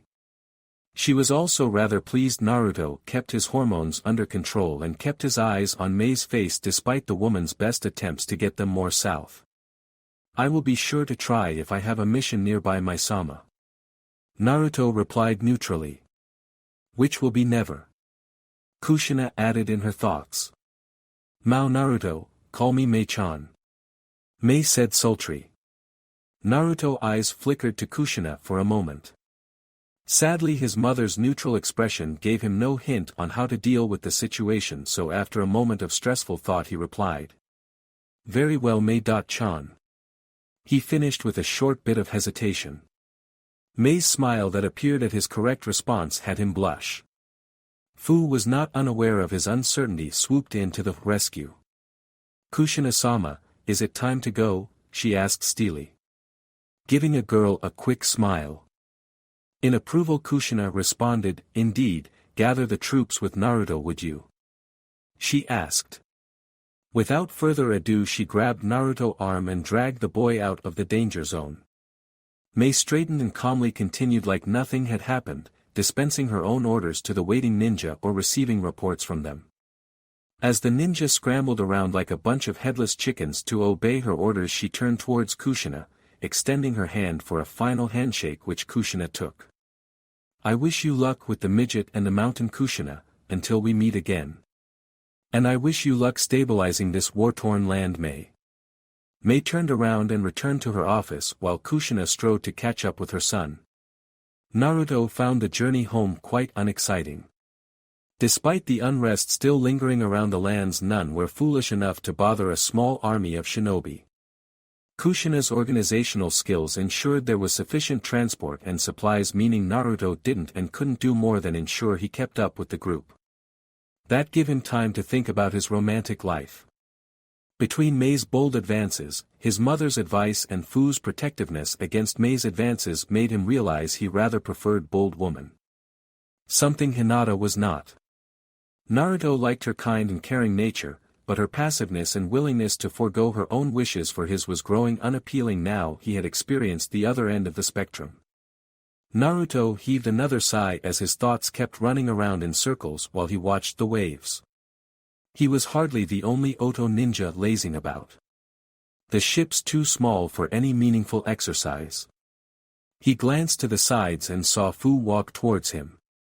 "Hey Fu." He greeted casually as he resumed his wave watching. "Hey Naruto," Fu responded as he joined him. He felt Fu gently lean against him, a habit she got while safeguarding him from an unwanted marriage by a very seductive woman. "I am reasonable sure Mei will not be able to ambush me here," he said with a smile. Fu turned her head slightly and smiled back. "I know, but I like it," she replied plainly. Because she turned her head back, she missed Naruto's flabbergasted expression as a rather large coin finally hit home. Oh. This got rather complicated, Naruto thought as the rest of his mind blanked out. Kushina feigned deep thought to sort her feelings about the issue as her son finished rambling about his own. She was glad he started to realize there were other interesting girls around and that he trusted her to share his doubt with her. On the other, she had no clue what to say.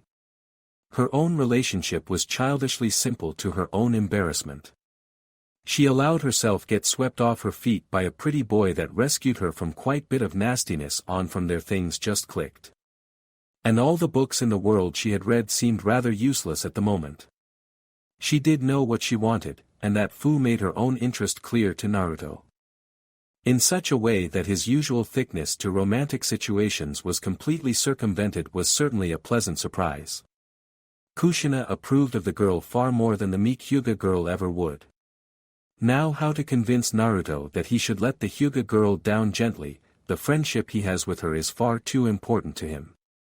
Kushina thought and started to speak. Well, Naruto. Naruto stood stoically even as his heart seemingly tried to tear itself apart as he heard Hinata's wail of distress behind the closed door. He raised his hand to open the door but feared it only would make it worse. I am sorry, Hinata," he whispered. "I just didn't want to lead you on," he sighed as he turned away. Wishing he had done it better somehow. He felt like a coward as he all but sprinted into his room and delved into his medical studies to stop rewinding of the conversation in his mind. He had failed miserably to tell Hinata he liked her as a friend, but he didn't see them working out a couple. The next day he had an ugly confrontation with Hanabi, who was more than upset about her heartbroken sister. Despite his attempts to explain the situation to the girl, his arguments fell on deaf ears. To distract himself from the pain of a broken friendship, he threw himself headfirst into his medical studies and training. And he soon considered himself good enough to take Tsunade's test. Tsunade was silently impressed as she grilled Naruto's knowledge of the theory she had given him. "The boy is quite dedicated," she admitted to herself grudgingly. "Better than I expected," Tsunade said, stopping herself from adding "brat" at the end of the sentence. "Shizun," she called out to her apprentice as she took in Naruto's small smile. When her apprentice came in, she pointed to the boy. Use the henge to simulate battlefield injuries, the whole lot, elemental jutsu, weaponry, poisons, whatever you can imagine. Let Naruto treat you and give me a report at the end how well he did. With a dismissive wave the Senju woman left the pair behind. He can only use a field medic's kit. She shouted over her shoulder. The pair looked each other awkwardly for a moment before Shizune snapped out of her surprise of the odd request and formed the seals for the henge. Her body suddenly sported deep bleeding gash on her arm. Naruto blinked before he scrambled to find a field medic kit. He found one quickly and checked its contents. Confirming it was complete, he realized a henge didn't simulate smell and Tsunade had mentioned poisons. "Does it smell weird?" he inquired. Shizune looked puzzled for a moment before she caught on. "It smells very bloody," she replied unhelpfully, adding a smirk to confuse the boy further. Naruto immediately bound her upper arm tight to slow down the bleeding. Since there was no real blood, Naruto went through the motions of preparing a blood sample for the common poisons test before focusing on the wound. Naruto wiped the sweat from his forehead with his forearm as Shizune seemed to think of another scenario. "Don't do that, Naruto, you could get blood on your forehead doing that," she chided. She turned to him. "Well, I am out of ideas. You did well with general weaponry injuries, but when poisons or the non-standard elemental jutsu got involved you made mistakes that could cost people lives." She saw the boy's disappointment. "You are quite good for the short time you had studying. If so many wounds could be treated in such time, master medics like Tsunadesima wouldn't be needed." She paused for a moment. "You need to learn to assess what you can and cannot treat, and stabilize people for the experts to treat." "Thank you, Shizune-sensei." Naruto managed with a weak smile. The black-haired woman gave him a smile in return and started to search through the heavily expanded bookcase, selecting a few choice titles. "Tsunadesima will be able to help you more with jutsu-based injuries. Read these to learn more about detecting poisons and how they affect the human body. Focus on memorizing detecting them and how to treat them. But do not skip the effects on the body," she finished sternly. Naruto acted mildly affronted as he was treated like a poor student, eliciting a laugh from Shizune. "Now off you go, shouldn't boy like you learn flashy jutsu?" she teased. "I am a good multitasker," Naruto countered before he turned around. Shizune gave his response half a second thought. "Some of those books are quite valuable. No playing around with fire jutsu with them near," she exclaimed. Naruto just laughed to her annoyance. Naruto cautiously walked into the lab that was the domain of his adopted sister. Although the labs his mother ruled over were hardly explosion-prone, startling somebody working on seals could have explosive results. And startling an Uzumaki woman working on a seal is a one-way ticket to becoming a punching bag. He mused with amusement. Instead of Karen laboring over a seal, he saw Anoka and Karen staring at the design board. He could partially understand the central part involving a control seal of sorts, but the scientific notations that surrounded it mostly escaped him, only recognizing the odd biological component from his own medical studies. He calmly joined them staring at the board, allowing them to notice him on their own without disrupting their thoughts. After a few moments Karen did. "Hello Naruto?" she asked puzzled. "What brings you here?" "Just wanted to see how you were doing." Naruto replied. Only after his return home he had shortly seen her, but otherwise he was busy distracting himself. "I am fine, how are you?" she asked in return. Her worried expression told Naruto she knew somehow despite seemingly living in the lab. "I have been better," he replied softly, not wishing to talk about it. He was grateful Karen picked that up and merely gave him a sad smile. "I am here if you need to talk about." "Thanks Karen," he replied softly. "What are you two working on?" he asked as he redirected the conversation. Anoka made a sound he found hard to place, but he suspected it was something relating to, "You wouldn't understand." He hadn't much time to connect with her, but from what he understood Taiyuya, who had much more time, hadn't made any progress at all despite the woman's quick warming up to Karen. Kushina was greeted with mixed feelings, making Naruto and Taiyuya to suspect she somehow looked down on shinobi that fought on the front. Naruto had to restrain his foul-mouthed sister from harming Anoka after they figured that out. Anoka already went back to ignoring him, focusing on a specific set of formulas on the board. I wonder why she dislikes warriors so much. Naruto wondered. Karen's voice dragged him out of his thoughts before he could ponder it too deeply. We are looking at ways we could control the artificial summons Anoka's old research compound created. She answered his earlier question. Naruto double-checked the board if he didn't see the hideous beast he had fought drawn somewhere. Are you going to recreate that thing? He asked levelly. The summon beast you threw into the volcano? Karen asked. At Naruto's nod she elaborated. No, its adaptive abilities would destroy the creature in short term. At Naruto's confused look she could guess his thoughts. It makes a being strong, yes, but it takes a lot of energy to rapidly adapt a body. It would have devoured itself if you continued to attack it. That makes sense. Naruto replied after a moment of thought, his own studies confirming the logic behind it. Anoka snorted at his exclamation but kept silent. Naruto reined in his temper at the perceived insult. Karen shot Anoka a reproving glare that seemed to bounce off the woman. Sadly, the way the creatures are made makes placing long-term seals rather unreliably. That is why they were all so hostile since most seals had expired. Naruto gave the seal another glance before shrugging helplessly. I am afraid I can't help. And I doubt throwing more chakra into the seal won't work. Anoka wasted no time dismissing his theory, of course not. She said sharply. Karen gave the idea a bit more thought before shaking her head. No, more chakra would most likely increase the speed the bonding areas fall apart. Well. Maybe if. No, that wouldn't work. Naruto just smiled. Well, if you think it might work with a different seal, you know where to find me. I will. Thanks, Naruto.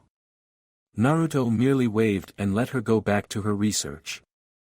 He barely made it out of the lab before a call of, "Hey shithead," told him who needed his attention and her general mood. Yes, Taiyuya, he asked as he turned towards her. Kushina-sama calls for you. Naruto merely nodded and set off for his mother's office. Kushina shuffled through her plans, making sure she hadn't overseen anything. During her absence, the interrogators had broken the stubborn Taki elder her forces managed to capture. During the chaotic aftermath of her son's improvised seal. With the chakra-saturated water her son had obtained with Fu, she had enough raw material make a couple of doses of the hero's water. However, she had diluted the mixture further so it could be used for longer periods of time.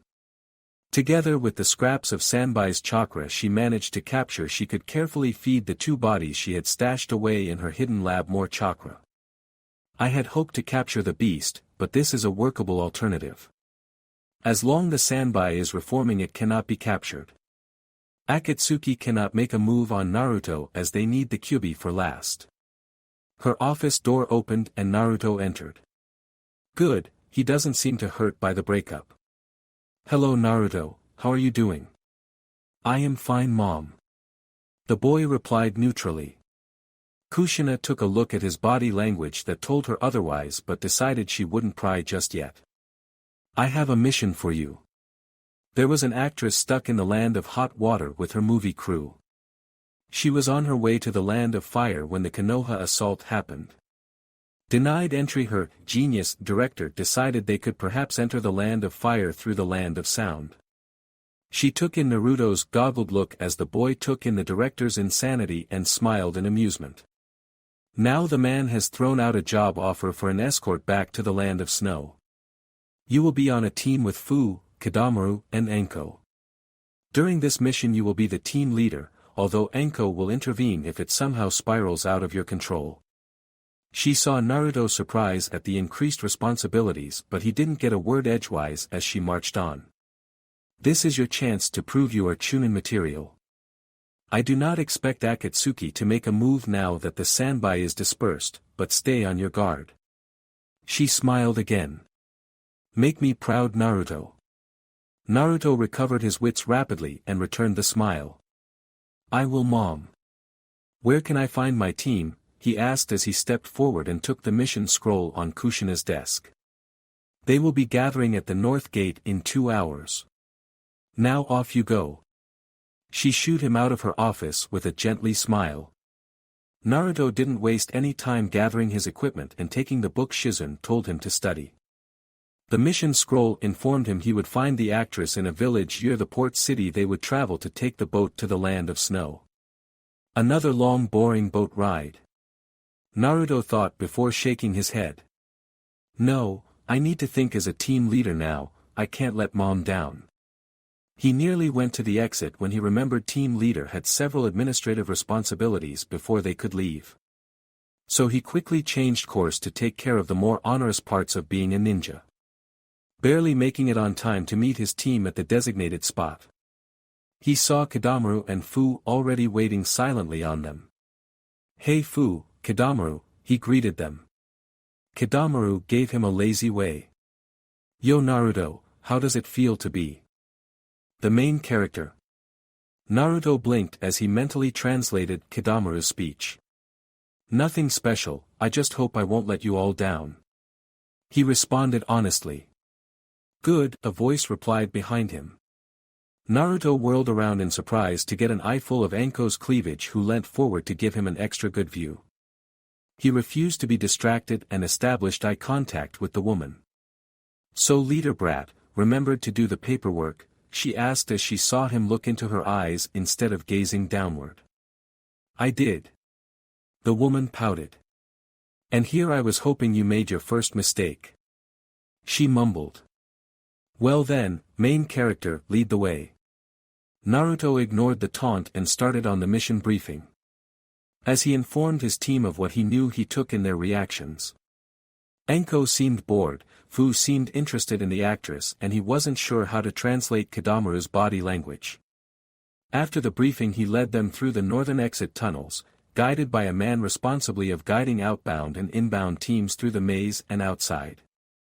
Once outside they made good time to the village the client was waiting. If Naruto wasn't on a ship he was reasonably sure he would have punched the ground or a tree in frustration. Dealing with the arrogant actress was one thing, dealing with her constant attempts at running away was easily solved by Kidamaru's webbing. Dealing with the why she trying to run away was much harder. Once underway he approached the director with Anko behind him. He gave the woman a simple order, look scary. Judging at how quickly the man folded and told him the truth meant his plan had worked. But now he had to decide whether to continue the mission or not. It is just like the mission in Wave. Naruto thought with a wry smile. Suddenly he could understand why Kakashi had made it a vote and decided he would do the same. Anko shrugged, not caring either way, making Naruto worried he might have made a mistake by putting it up to a vote with her reaction. Fu and Kidamaru were all for it however. Although he wasn't sure what Kidamaru meant with, the princess won't be in another castle, as the man fist pumped the air, he decided to take it as an affirmative. While the director was happy beyond words, the actress now revealed princess did not care at all. And had absolutely no confidence that the Oto shinobi could protect her and was convinced they were all doomed to die. Hence his frustration. He took a deep breath to calm himself down and regain his focus. There is an iceberg ahead, that would an excellent place to for the next scene, he heard the director shout excitedly. Naruto sighed and trudged to the aft of the ship. Time to lead the team. Doto toppled backwards into the ground. A deep and enthusiastically bleeding wound above his right lung announced the cause of death to the world. Naruto closed his eyes and forced away the red chakra that shrouded his form with a mental, thank you, towards the beast that lend him its power. He was not sure what to make of the fox's sudden generosity. But it most certainly helped against his armored overconfident opponent. Beside him Fu had already shed her chakra cloak. Her more amiable relationship with the seven-tailed beetle made things easier for her.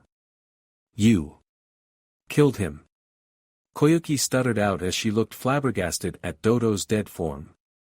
Naruto walked to the corpse and took off the crystal attached to the necklace and tossed it towards Koyuki. She fumbled to catch it and nearly dropped it. With an uncertain look she walked towards the control panel and inserted the crystal, turning it like a key. Machinery all around them started to hum with energy and one of the screens above the control panel turned on. It showed a video of Koyuki as a child. A man's voice off-screen asking about her dreams.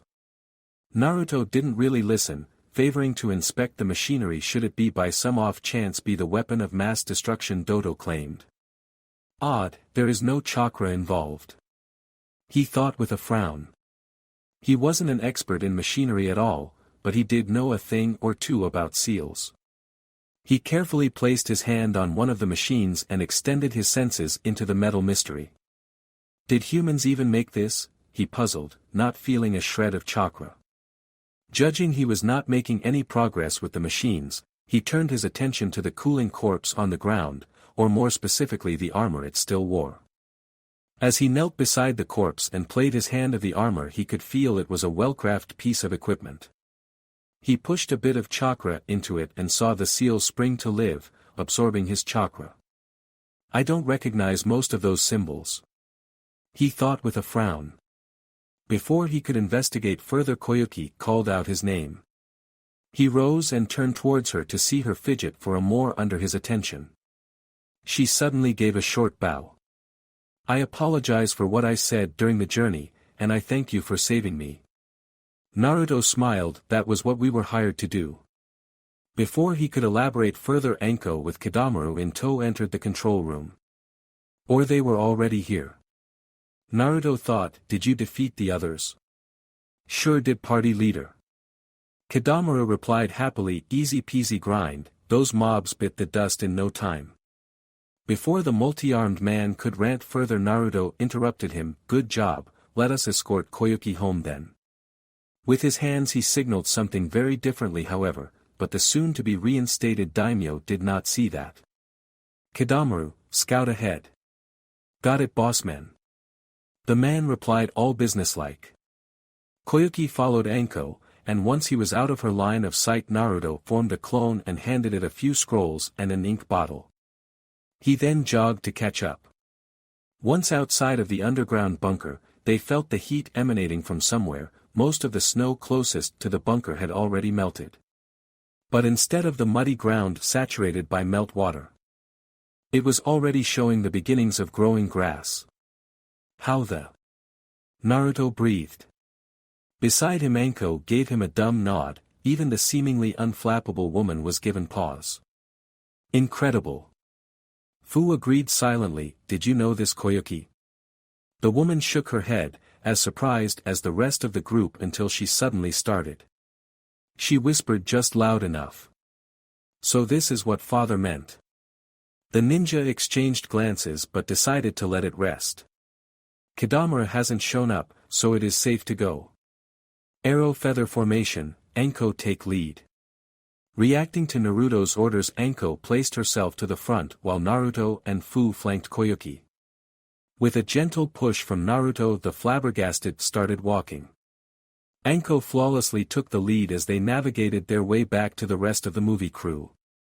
Back in the bunker the Naruto clone finished up writing the first of the 4 seals he intended to make. With a final bust of chakra the array settled firmly on the scroll. Could you drag Dodo's body on the scroll Kidamaru? He stopped poking the metal frame of the humming machinery and took the corpse's leg and dragged it uncaringly over the scroll, leaving a trail of blood. He uncaringly dropped the legs of the dead man once the body was over the center of the scroll. Phew! The clone exclaimed, and the corpse disappeared in a puff of smoke. The clone warily glanced at the scroll before cheekily saying, well, at least it didn't explode in a cascading dimensional failure. Kidamaru blinked at the clone before taking a few big steps away from the scroll. You are kidding, right boss, just a joke, he asked pleadingly. Nope, was the cheery reply.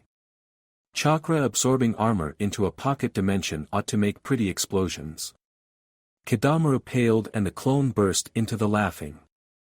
Childish clones. Kidamaru complained half-heartedly, so you want to hand those game breakers to the boss lady in chief? Naruto's clone nodded. Yeah, I am sure Mom is interested in those seals, I don't recognize them at all.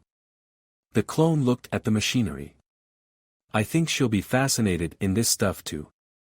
Yeah, Kidamaru agreed. You want to loot the corpses of his henchmen too? Yup, I am probably going to last long enough to make the seals, you will need to actually seal them up. Preferably before the actress realizes you are gone. Geez, tall orders in your quest requests. Kidamaru grumbled, KO 1,000 samurai next so I can be a true shinobi of the elemental nations. The clone ignored him as it focused on the seal it was writing. After it finished its work it disappeared in a puff of smoke, and with a sealing scroll in each hand Kidamaru dashed off to the place he and Anko defeated Dodo's henchmen. The journey homeward was quick, if slightly awkward for Naruto. For some bizarre reason Koyuki decided to give Naruto a kiss on the cheek instead of a small bow and a few words of thanks like she gave the others. To add to the bizarreness, Anko somehow had a camera in hand to immortalize the moment, while Fu was quite displeased at the spectacle, refusing to say a single word during the journey homeward. Well, the debriefing with Mom should be easy compared to the journey home. Hey guys! I hope you liked the video, then don't forget to like and share this video, also subscribe to the channel. This is Raven Sage signing off.